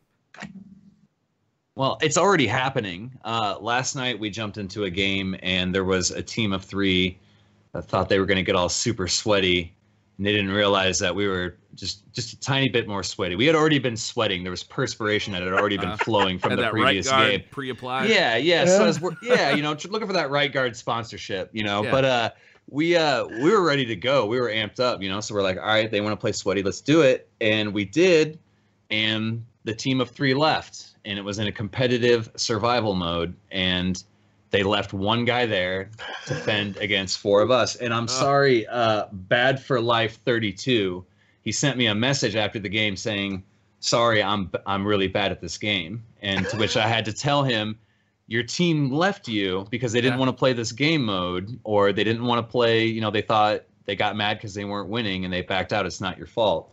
So Bad for Life, you're not bad. It just sucks that your team left you. And it's already happening. People whether they like the game or not, or whether they're winning or losing, they'll leave. Like, it's just unfortunate. I think there might need to be a penalty for that. The incorrect answer. What you should have gone back with was a nice message saying "Get fucked, noob," and that was it. Just leave it there. Of course. Is there a way to draw like an emoji for tea bags? You could always use Crafty's emote. He's got a bag emote. I think. There you go. Yeah, savage. Do that. Gary is savage. Gary is savage. He told me earlier, he's like, that's why I play games. It's for the salt. That's how he said it. Yeah. But how do you feel about that, Briar? Obviously, I kid. What if what Wilson just proposed becomes a reality, and Bungie enacts penalties for people like yourself who back out of game modes that you don't like? Then they're reducing my desire to play the Crucible. Yeah, just go play PvE until your timer's up, and then jump back in. And I don't know what to say. I feel like I've lost a lot in the Crucible. My favorite game mode is gone. Rumble was my favorite game mode. Right? I know that everybody says, how can you chill out in Rumble? That was where I did chill out. I'd go in there. I didn't have to worry. Hardcore. I didn't have to worry about teammates. Like, anything I saw, I tried to kill. And to me, that's a load of fun, actually. I'm not so competitive that I have to win every match to feel good about myself. I just like to go in there and shoot shit. And other Guardians, it was fun. the losing Rumble, it was a blow for me. I didn't like that at all. And now I can't even select what I do want to do, right? I can't select it at all. The differences between the competitive and the quick play playlist game modes, they're not so distinct to me that, I really have a preference over one or the other. If I want to play some Control, then I can join the quick play and just kind of wait till it comes up. But maybe I play a couple of games of Clash, and I don't really like Clash in Destiny. So, I have to play a couple of games of Clash just to get to what I do like. I don't know. I don't like it. And I see what the problem is. Too many playlists separates the community, but too few lowers my incentive to play the Crucible at all. Oh, so you're really in a tough spot right now, Briar. I'm a PvP guy, so I mentioned it earlier to yourselves. I play PvE exclusively to get me in a position that I can then move into PvP and not be a detriment, and then that's all I'll play. So Destiny 1, 80% of my hours, if not more, were Crucible hours. That was it. That's all I played. 2,000 hours, about 80% of them were Crucible.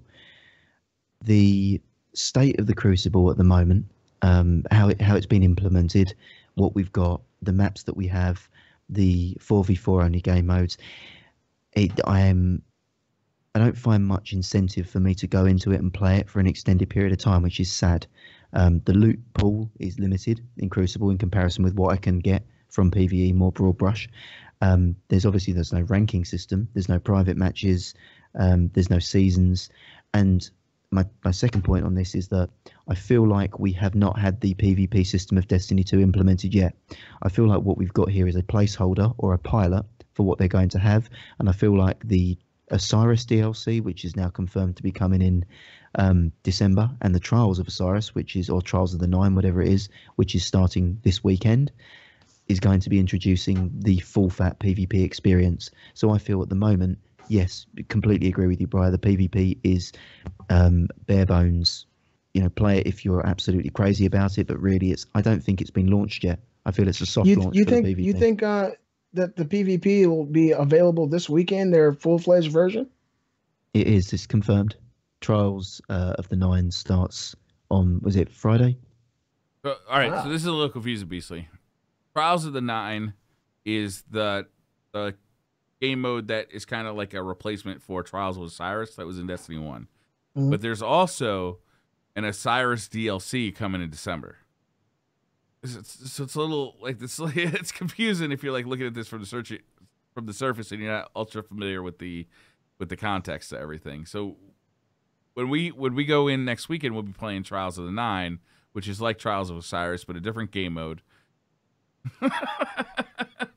but theoretically similar. But then the Osiris DLC comes later. It's really weird. So two very similar fucking things. Okay. Sweep had touched on this in chat that PvP games take too long for the possibility of one blue.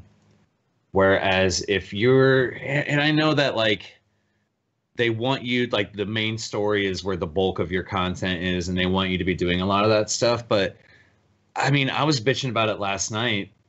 Hove had to call me out on it. I was like, well, I guess the Better Devils is going to be my white whale that I'm looking for, because it takes me about over an hour to get one package, and that's just from the tokens that you get from a game. You get one if you win or one if you lose. Yeah, there's daily challenges or whatever that net you a couple more, but the grind in PvE felt much more rewarding. There was loot explosions. I was being overwhelmed.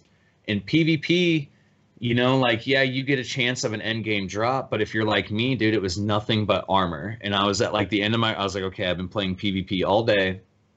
This is my last chance to level up and get the Better Devils for tonight.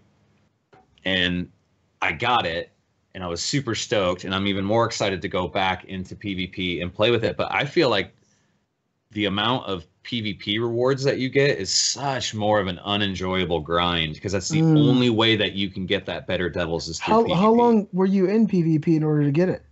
Well, I had done some that, I had played a little bit, 5-6 hours here and there the couple days before, but yesterday that was my main mission, was just PvP all day, and I didn't get it till close to like 10 o'clock at night. When did you start?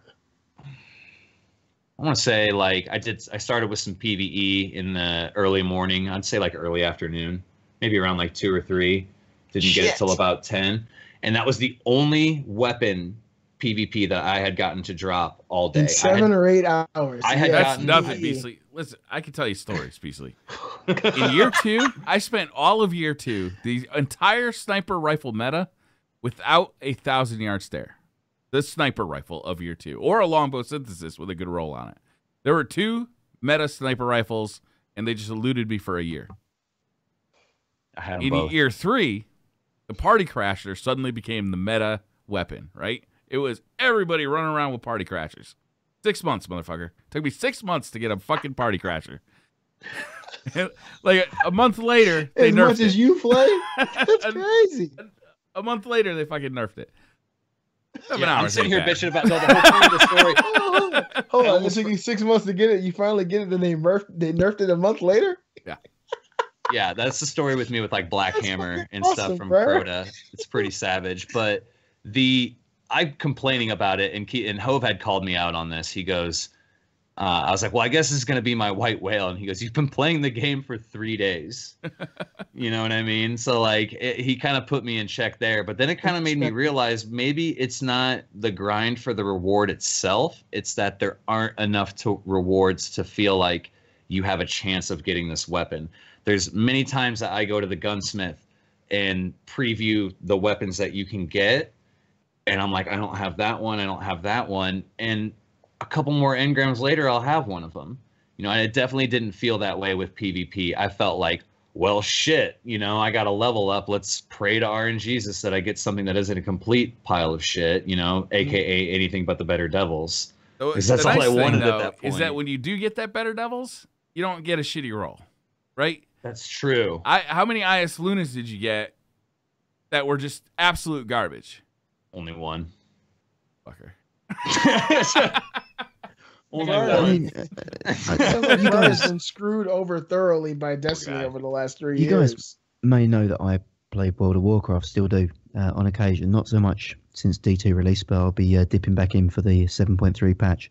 The reason I bring it up is World of Warcraft knew that they had a problem with PvP. They had a game where the PvP population was dying. People were playing PvE because the loot was more bountiful, more fulfilling. People had the same issues. I play a long game and I've got to grind up a hell of a lot of stuff to get rewards. I could just go and do PvE. So what they did with World of Warcraft was add PvE bounties, specific, a limited amount per day, in the same way we get challenges, that you're doing quests for the PvP vendors on the map. So it's like world quests, or what we would call flashpoints, or public events, etc., or challenges that give you PvP tokens and PvP loot or chances at PvP engrams. Do you think that it would be sensible for them to open up that loophole to people that just cannot stand the Crucible, but might want to get some of the Crucible loot and couldn't bear to do, that 14-hour grind to get a hand cannon when, they still want that loot, but PvE is their bag? Or do you think that would dilute the player population further? Do people only do PvP for loot? There is kind of a way already, and granted, you only get one chance a week, but the new clan integration, where you and your clan are doing things out in the world and gaining XP towards a level, which, like, if you play a certain amount of Crucible matches, you get a Crucible engram for your entire clan to cash in. So, in other words, me, Briar, and Gary are playing Crucible, and we're gaining XP for our clan towards a Crucible engram that will give you a Crucible weapon. However, that is 1 engram a week for the people who don't like to play Crucible. That's their one chance a week to get a Crucible weapon without going into the Crucible. So if they could kind of tune that up a little bit, and like another thing that like I'm not realizing, and it just kind of dawned on me, was we're within the first week of the game. I don't think they quite want to crank it up to 11 just yet. Maybe they want us to like get in, it's artificial lengthening of content when you kind of slow down people's progression that way, but maybe in a future update, we'll see things like bounties that specifically reward a hand cannon or specifically reward a sniper. I don't think they want you to be like I shouldn't have been able to be like, I want a better doubles and then maybe even get one within 2 days. Maybe that was too soon. You know what I mean? Like, you're right. You know, maybe they just kind of want to slow it down, and then when things maybe kind of run dry or like slow down as far as content, maybe then they'll ramp it up. You know, like the amount of loot that you get. Maybe they just don't want to fucking crank it up to 11 yet, which I could totally understand. Yeah, we should also note that there are a bunch of activities that Bungie actually kind of laid out in a roadmap for the next month or so. You know, we got this faction rally that's coming up. The raid obviously drops next week. Trials of the 9 comes out next week. Like, there's over the next month, we've got a bunch of activities. Some are brand new, we don't know anything about yet. And like, I'm kind of hoping, who knows at this point, I'm kind of hoping that we get one of these once a month. It's like this kind of new roadmap for each. That would be month. awesome. It would be great. It'd be awesome. And like, eventually they'll start repeating content in that roadmap. But it'd be nice, you know, the Iron Banner's coming in October. You know, that's a, you know, very PvP heavy thing where you get specific PvP loot. Trials of the 9, assuming if it works similarly to the Trials of Osiris, there will be specific PvP loot.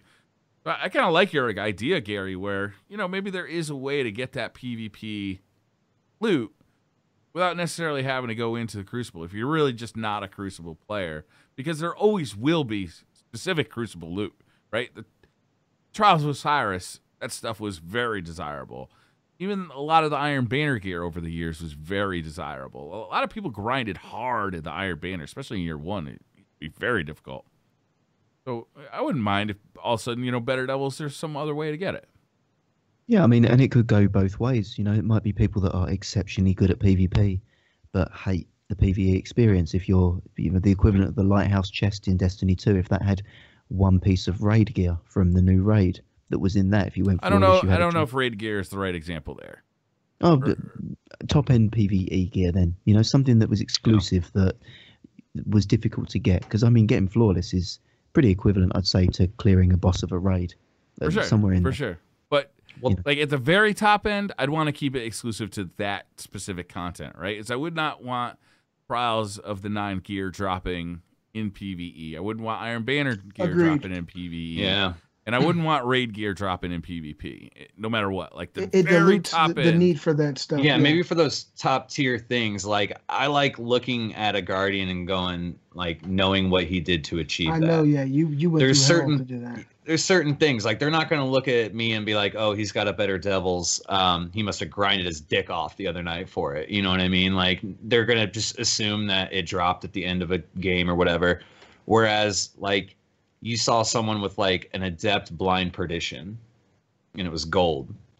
You knew that at some point in time that they had done it, that they had went flawless, whether, you know, they got carried, everyone pulled their weight. The experience was they made it, and that loot shows that. So maybe not for the top end stuff, maybe just for the mediocre stuff. But I mean, like I was saying about the PvP engram, there is one of those as well for the raid in your clan roster.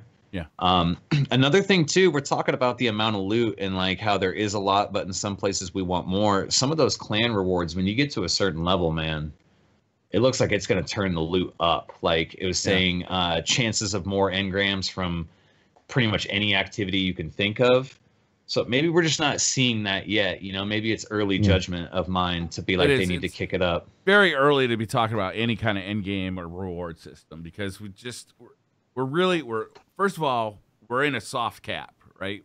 Like, we're literally, I know that Gary and Wilson and I are really actually bumping our heads against that level cap right now. We're trying, we that's why we started new characters today. We start to try and, you know, work our way around it. So, you know, it's hard to look at these end game systems right now. In a month, you know, we'll have a better idea. In 2 months, we'll have an even better idea, and then they'll change it probably for the first DLC. I mean, to cap off the PvP discussion and move on to talk a little bit more about endgame, I do like your point there about looking at people and knowing what they've done by their loadout and equipment, and talking about looking people and knowing about what they've done. The PvP emblem, who here has seen the big swinging dick emblem, the new PvP emblem for the Crucible. Yeah, I mean, it literally asks you to unzip and get your member out and see how big it is. Swing it over the shoulder. This thing posts your KD, your KDA, or killed deaths and assistance stat on your emblem. So what do we think for the new LFG for trials? Are people going to have to flash that? And if it's not 12 inches and above, people are just not getting invited into any groups there. Well, I know you're excited about it. You had referenced your 3.0 KD about 3.0 times today when we played. So awesome. I wanted to make the reference so someone would call me out on it there, and I could do humble brag on it. But yeah, no, it's there. So if anyone wants to flash their immense KD, then feel free to put on the Crucible emblem. Talking about in-game. Before we move to the next topic, this is something that I wanted to ask you guys about the main enemy, Gaul. No one really mentioned him. Do you guys think he's formidable? Does anyone have any particular thoughts on this particular character? It was amazing. He wasn't just the dude who wanted to show up and fuck shit up because that's what he does. Like, he was conflicted. Smart as hell. He was smart. He was conflicted. I feel like under different circumstances, like, and this may be like way out of left field, but like I feel like could have been a speaker or something. Under like different circumstances that we could have potentially, I don't want to say like allies or anything, but like it might. I kind of felt bad for him after a while, man. Like he was definitely conflicted. He wasn't like, this is my clear path to victory and this is what I need to do and I'm going to break anything that gets in my way. Like, he was definitely, I don't want to know if the word's considerate, but like, he's smart. Like, it was chess to him. It was a big chess game. You know what I mean? And I feel like under different circumstances, I don't know, it might have played out a little differently. Like, the Cabal didn't seem like mindless space turtles who blow up planets for getting in their way. Like, they had thought process. They have like a hierarchy. They have like a structured society. You know, they just happen to be good at blowing shit up. You know what I mean? But it was cool to get some insight of just not this space turtle charging at me because it wants to kill me. Yeah, I felt the same way. You know, progressing through the campaign and listening to the confliction that was going on within him and understanding how much respect he had for the Traveler and all this other stuff that was going on. I haven't gotten to the end, so I don't know exactly what's going to happen. It seems like you said, in another world, he could have been an ally or someone very important to the Guardians. It's just so weird to me how this whole situation for him turned out. And he seems so different from what, I guess, history of what this race of space turtles has been. A very intelligent enemy. And to me, I think he's probably going to go places unless something bad happens to him at the end of this campaign. It almost seems like he could almost potentially have been reasoned with. Yeah. You know what I mean? Like, the way that I always forget his name, homeboy that's always talking over his shoulder. Console? With the jacked up face. Yeah, his little mouth sticking out. He's got all the dead ghosts and the hunter helmet and stuff on there. I feel like, you know, he was definitely like pressured into his position and that he could be persuaded. You know, he was relatable. He wasn't so alien to me at that point. Like, he could be persuaded. He had conflictions and things like that, much similar as to people do. I just appreciate that a character like that with so many layers that gives the players something to consider, something to really think about versus just a one-dimensional enemy, you know, just cannon fodder, something to shoot at or something to aspire to destroy. To actually see an enemy that is really conflicted within himself. It just gave me a lot to think about. And I'm still thinking about it because I haven't completed the campaign, but I just wanted your thoughts on that. Briar or Gary, you guys have any thoughts on Gaul? I liked him. I didn't love him. It's hard to talk about him too much without being spoilerific, especially at the end there. You know, at least he had a voice. At least he had motivations, which I think is far better than anything else we've seen from a Destiny antagonist. Yeah, that's like, it's really hard to talk about him without like knowing what spoiling anything. Yeah. Okay. All right, Gary. Would you like to move us forward to our next Destiny 2 topic, my friend. Onwards and upwards, endgame. So all of us here are either at the end of the game or approaching the end of the game, and we've been there now for a couple of days trying to do our best to progress on.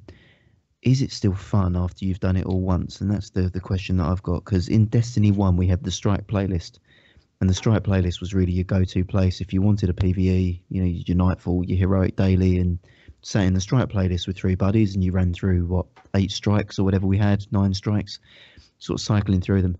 I think I've played 2 strikes maybe in Destiny 2. I've been repeating the same public events that I've now played 50 plus times, if not more. There's only 4 public events, maybe 5, I don't know, not a huge amount of variance, and they're the same on all planets. The ether mining is the ether mining wherever you do it. Is this interesting progression for you moving forward, or do you think this is again bare bones foundation and more is going to be built out as to how to progress? Because I'm just thinking the next wave of Guardians that hit, as BC has hit the end of the game at like 210. There's a big gulf between 210 and raid ready, which if you're doing it in strikes is a very, very long slog, and if not, it's very repetitive to grind public events, and it's also not very clear that's what you've got to do. It's not that the signposting of finding the fun seems to fall apart. What's your guys' thoughts on that sort of difficult period of 210 to 280? Yeah, it sounds like it's going to be difficult, but from what I've seen so far, I'd much rather do the public events and do the strikes.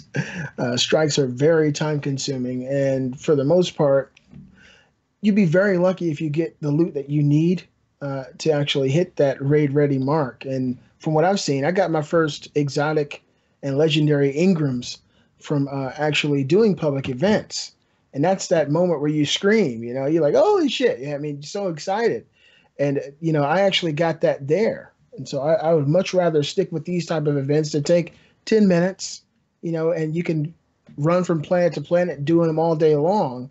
But from what I've seen, I've done 6 strikes. I've gone through the playlist twice, and I haven't gotten anything close to that.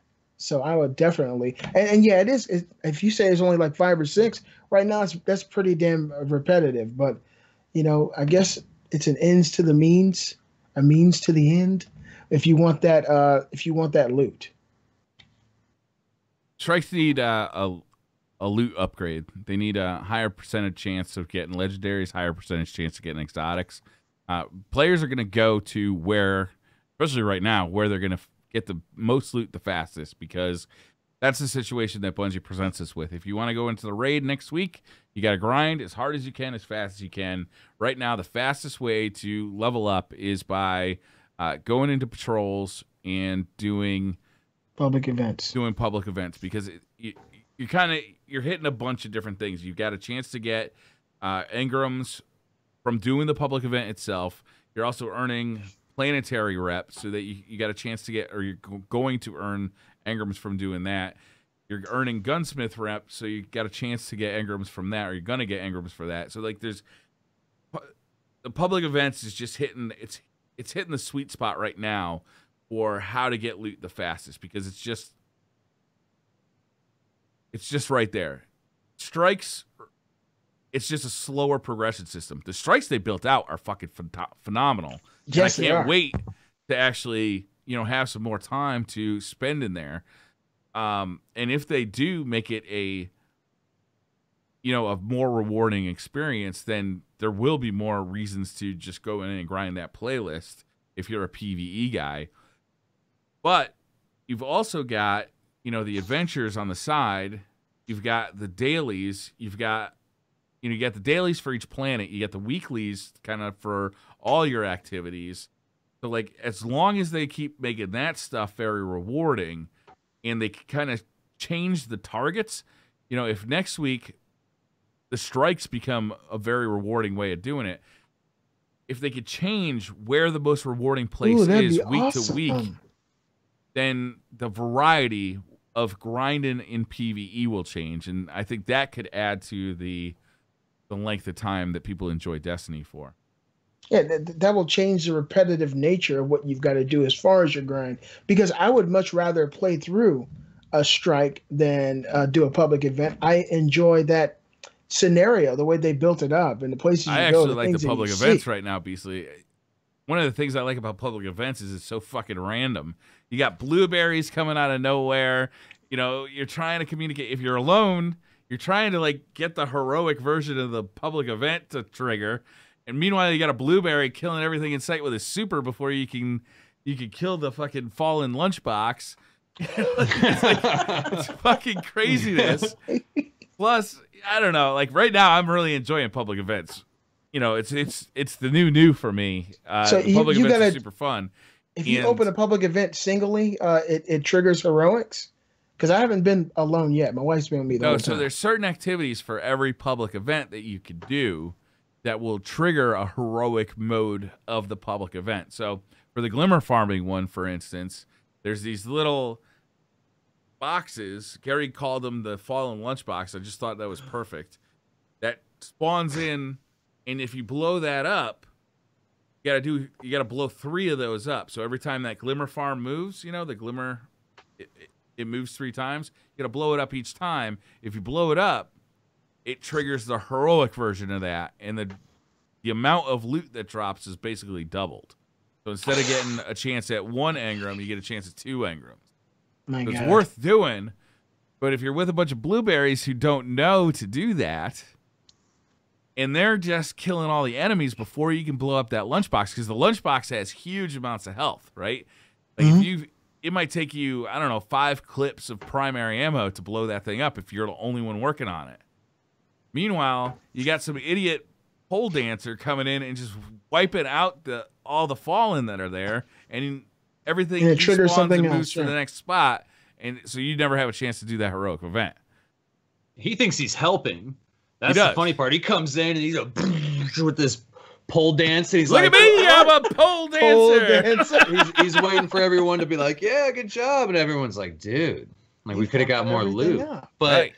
public events are definitely the place to be right now if you are looking to gain as much light as quickly as possible. However, Briar nailed it. We said that's the situation that Bungie presents us with. But yeah, sure, strikes and PvP aren't as rewarding, but it is nice knowing that there are some other activities, even though they're not as what's the word I'm looking for? Maybe lucrative. You know, they're not as Rewarding, yeah. awesome to get rewards from, but it is a change of pace. Like I was at the end of my rope trying to get that damn Better Devils last night, and it felt so good when I got it to go into strikes and do something with a little change of pace. The strikes are amazing. I don't want to spoil any of them because they're that amazing. Like they're really good. Yeah, fantastic. They get me very excited for what's coming with the raid. There's a particular strike that has one of the coolest skyboxes I've seen since Oryx, since Oryx's ship. You know what I mean? I got that vibe of like I was on the Dreadnought. It was a very tall ceiling, some very interesting architecture and stuff. And it's got me really excited for what's in the raid. I'm the type of gamer, man, that I like to get lost and like I'll be with some friends, but like, you know, I'll get really immersed into the strike, like trying to listen to the story, like looking around, looking for things to scan.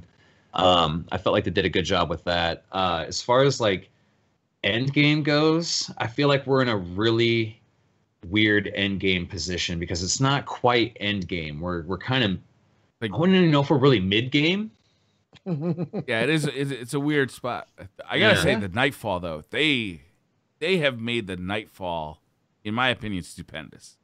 Yeah, I was going to mention that there. Nightfall is completely the antithesis of that point I made, and if you want to elaborate on that, that'd be perfect. I haven't seen this. Okay, so Nightfalls, you remember the Nightfall from Destiny, right? Where you go in there, and in Destiny, vanilla Destiny, year one Destiny, what was cool about it was an ultra hard version of a strike. That if you wiped, you were sent back to the beginning, or you were sent to orbit, right? And you had to start it over again. Eventually, over time, they really dumbed down the Nightfall to the point where it almost didn't feel like a different version of the strike at all, right? It literally was not that much harder than just running a regular strike. In Destiny 2, what they did is they put a timer on it. They amped up the difficulty. There's more heroic enemies.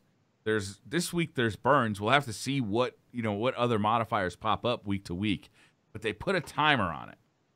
10-minute timer. And then if you kill a red health bar enemy, you get 2 seconds added to your timer. If you kill a yellow health bar enemy, you get 7 seconds added to your timer. So it's a constant battle of how many of these fuckers should I fight? Like, is it worth my time to fight these guys? Should I be running past them? Can I take these guys out fast enough to get this done in that 10-minute timer? It's fun. Nightfall's in Year 1 got to the point where people were just sitting on a cliff somewhere, sniping enemies with an icebreaker because it was dangerous and they didn't want to wipe. Mm-hmm. You don't have that option in the new version of Nightfall because you got to go. It's fun. Damn. It's a good change to Nightfalls. When does that open up? It's open now. It's open. Yeah, it's open. I haven't seen it. We've been doing it. Okay, I'm gonna. You gotta beat the game. I'm sorry. You gotta beat the game. Yeah. Okay. You gotta beat the I campaign. think So close. You gotta beat that minimum light campaign, level. I man. think It's like the game changes at that point. I'm beating it tonight, Briar. I'm supposed Do to it, be going man. to What the sleep. fuck are you waiting for? I'm beating it tonight. I don't give a fuck if I'm late to work tomorrow. And yeah, I'm saying it on camera. Fuck you, work. Oh, Damn. Yo, tweet that to BC's workplace. can we clip that and send that Damn to his it. boss? Yeah. Oh, fuck work. I'm You grinding. guys just don't want to see me in the house anymore. No, I agree. It's the Nightfall, and I don't think that the difficulty, with us being under-leveled in terms of light, granted it's a 240 activity, we were doing it at mid 260s to 270s, and it was still pretty tricky to do. Yeah. I don't think even once you're 300 that it's necessarily going to ever regress back to one guy soloing it with an icebreaker or equivalent, as you say, Brian, because of that timer. I think the timer, the fact that it's a hard cap, if you do not finish it in this time, doesn't matter anyway, you're going to orbit. I think that really forces aggressive play, and it makes the Nightfall something different, and I think it will continue to make the Nightfall something different no matter what gear level you're at. And there's also a prestige mode of it. Yeah, because I mean, 300 light in level Destiny one. 1, there were people who would solo these type of events, Yeah. and to see the first person that actually tries that with this 10-minute limit. Oh, they will. They'll get it They're done. gonna be a fucking Destiny 2 god. If it's not Slayerage, it'll be what was the guy that soloed Rise of Iron Raid? Something Crow.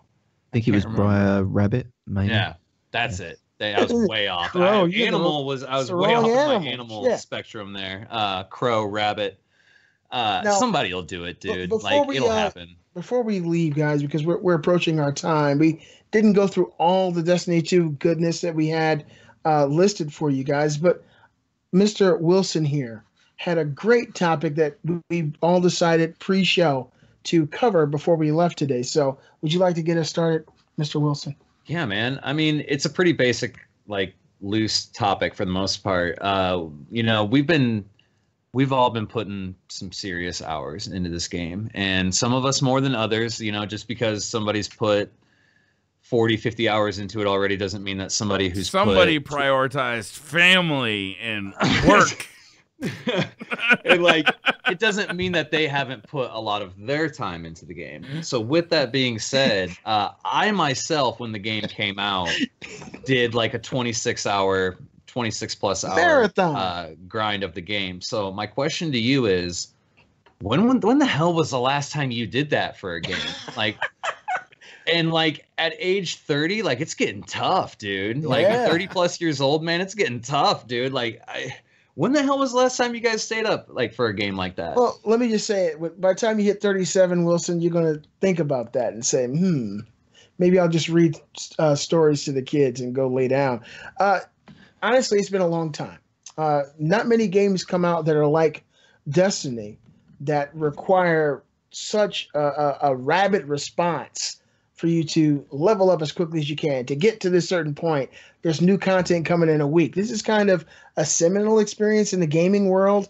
I can't even think of another game, honestly, that sparks that type of, intense reaction once it's released. Of course, we've all played single-player games, multiplayer games that usually it's a single-player experience. You want to see the end.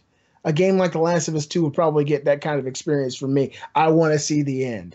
But but for the most part, it's been a very long time for me.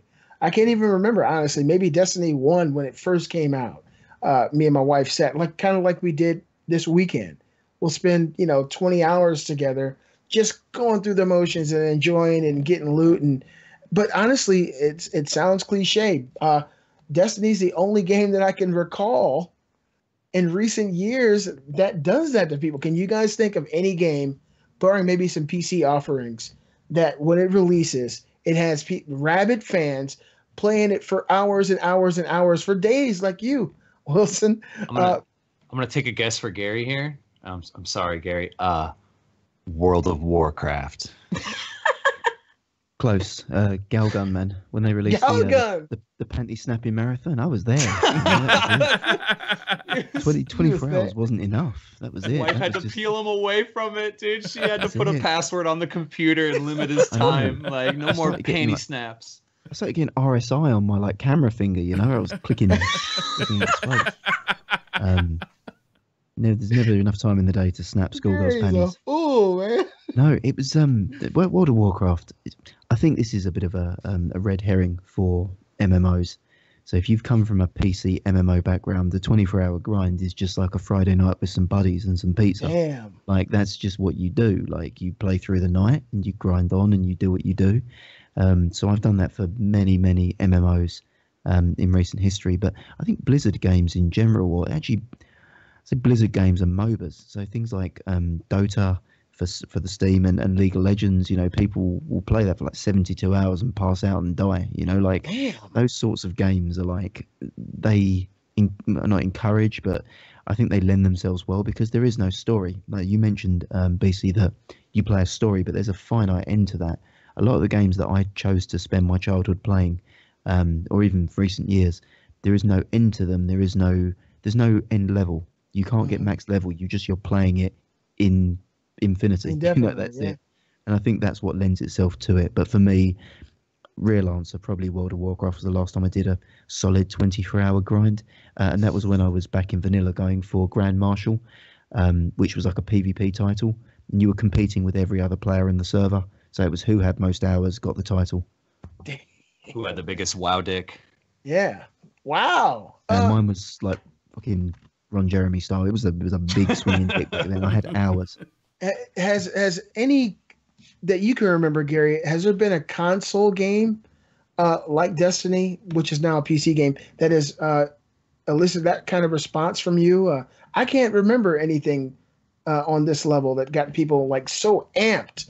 When it first dropped, before it came out, we were talking about it. We got to get on it. We got to, be raid ready in a week. Nobody really does that on consoles. Can you, Briar, do you guys, can you think of anything that kind of gets that response from gamers on consoles? No, it's one of the unique things about Destiny, right? Is it offers that MMO light experience on consoles. It's just not a thing that's really been available. Yeah, it's unique all its own. Yeah. For me, the last time I did it, obviously, was a Destiny. You did that for 4 years straight. It was the Taken King, though. When the Taken King dropped and the DCP podcast decided to, do an attempt at World's First, we had 3 days to get ready, right? We had from Tuesday to Friday to get raid ready. Damn. And we were giving it a shot. We were going hard. So it was literally, I was sitting in front of the PlayStation, grinding as hard as I could, looking for every opportunity, looking for everything. And what it was in Destiny 1, during the Taken King time period, the way to grind was to run strikes. And I think there were 2 new strikes, maybe 3 new strikes, but most of the strikes were just old strikes. They were the same strikes we'd been playing for a year. That grind was pretty hard. I'm not going to lie, because you're mainly playing for 3 days, mainly playing old content. So you weren't even playing the new content, which was a bummer. I did not like that. And that's why I don't really miss the fact that strikes aren't that big a deal for the grind right now, because we did it for the Taken King, and then we did it again for Rise of Iron. It was the same thing in Rise of Iron. The best way to level up was run strikes. And again, most of the strikes we're now 2 years old.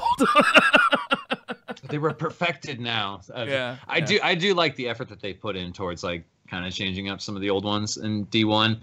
I'm right there with you, Briar. Last thing for me was Taken King. I believe that dropped around 4 a.m. for me, maybe closer to 5 for you. I tried to go to sleep that night. I think I got like maybe like 2 minutes worth of sleep. But I got up at 4. Actually, I was a little late. I got up at like 4:15. Everyone waited for me, and then I made them wait longer because I was crabby and needed coffee. So I went and got coffee, and that was the last time I had stayed up for 24 hours to play one particular video game. Before that, I don't think I've ever done it, dude, for one particular game. There's definitely times that I've stayed up for 24 hours to play multiple games. Never one particular game like that. It's just, it's not only the game itself, but like your friends getting excited and like you getting excited. It's a symbiotic thing that just builds so much hype, and you get so excited, and like you're not only excited for the experiences that you're going to have, but that your friends are going to have, or maybe that you'll have together. And your friends are relying on you too. Like, part of it is you're going in as a 6-man team, and everybody in that 6-man team has to hold their own. So it's a big deal. Like you don't want to be the guy that's holding your team back. You want to be the guy that's pulling your team forward. Yeah, as much as you can. Yeah, grinding as hard as you can is kind of part of that. Part of that world's first race isn't necessarily who can figure out the raid the fastest, but also who can get leveled up. Who can put in the time you're provided to get that done. It's a bitch, but it's fun. It's part of the fun to me. It is, definitely. So it was funny. Destiny 2 dropped. I stayed up for 24 hours. Sam hit me up, and she's like, "Hey, let's go get some coffee in the morning." And we're at the drive-thru, and I'm getting my extra large, $6 coffee. And she's like, "So what time did you end up calling it last night?" And I was like, I just kind of looked over at her, and I was like, "Are you serious?" And I was like, I haven't called it yet. We're still going." And she's like, "Are you doing this?" Jokatively, with a smile, she's like, "Are you serious?" And I'm like, "Yeah, I told you I was gonna go fucking hard when this thing came out. Like, you nailed it. Like, there's people depending on me too. We depend on our friends. You know what I mean? Like, there's been a lot of people that have helped me with activities already, and there's been a lot of people that I've helped with activities, and it's fun. I'm gonna do it again. I'll probably do it again for the Osiris DLC or something. Who knows? Maybe I'll get up early. It depends on when it drops.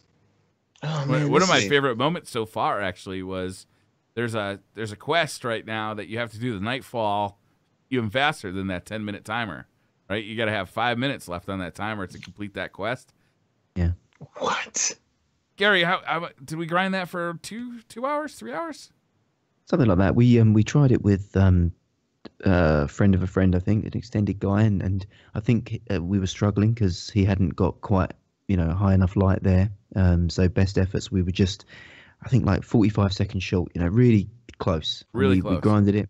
You guys did it in less than 6 minutes. Part of it was us getting the strap together as well, wasn't it? And we were learning as a group. And we brought in one of your brothers from Rezo, Papa Bear Mars, shout out. And I think we took us 2 or 3 more attempts with him in there just to get it right and get it perfect. But there was a real feeling of that we'd earned that exotic weapon, because we did a segment and then figured out how we could get more time in that segment. And we did the next segment and figured out how could we get more time there. I don't know, that for me, that was one of the first times I've actually enjoyed PvE. But it was a similar feeling to Raiden. It was like trying to figure out each encounter, how to maximize each encounter. You didn't have to figure out the mechanics of a raid so much as just how to get through it as fast as fucking possible. So did you guys decide like certain pockets of enemies just to blow them up as quickly as you could to add time? Yeah. So like you start with like entire 11 areas. Yeah. Like you start with 11 minutes, and you have to make the distinction of, do I stay and fight these guys? And sometimes you're forced to. You have to kill a certain number or a certain one to advance to the next area. So it's kind of a juggle between staying and fighting, and if you're going to stay and fight, you have to make up time by killing enemies and gaining seconds on the timer. Like, Otherwise, you're just wasting time, and you're not even closer to the end goal. So you got to figure out when to go, when to stay, when to shoot, when to run.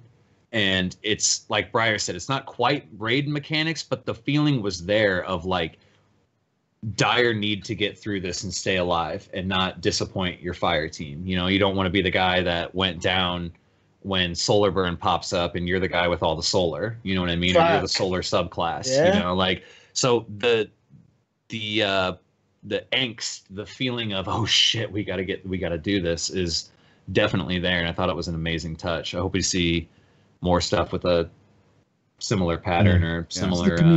The communication that it encouraged as well, and I know Bungie loves that inter-fire team chat and bonding you as a group. I know that's a big thing that they like. They like player interaction, and the cycling burns. The fact that it was like Void, Solar, Arc.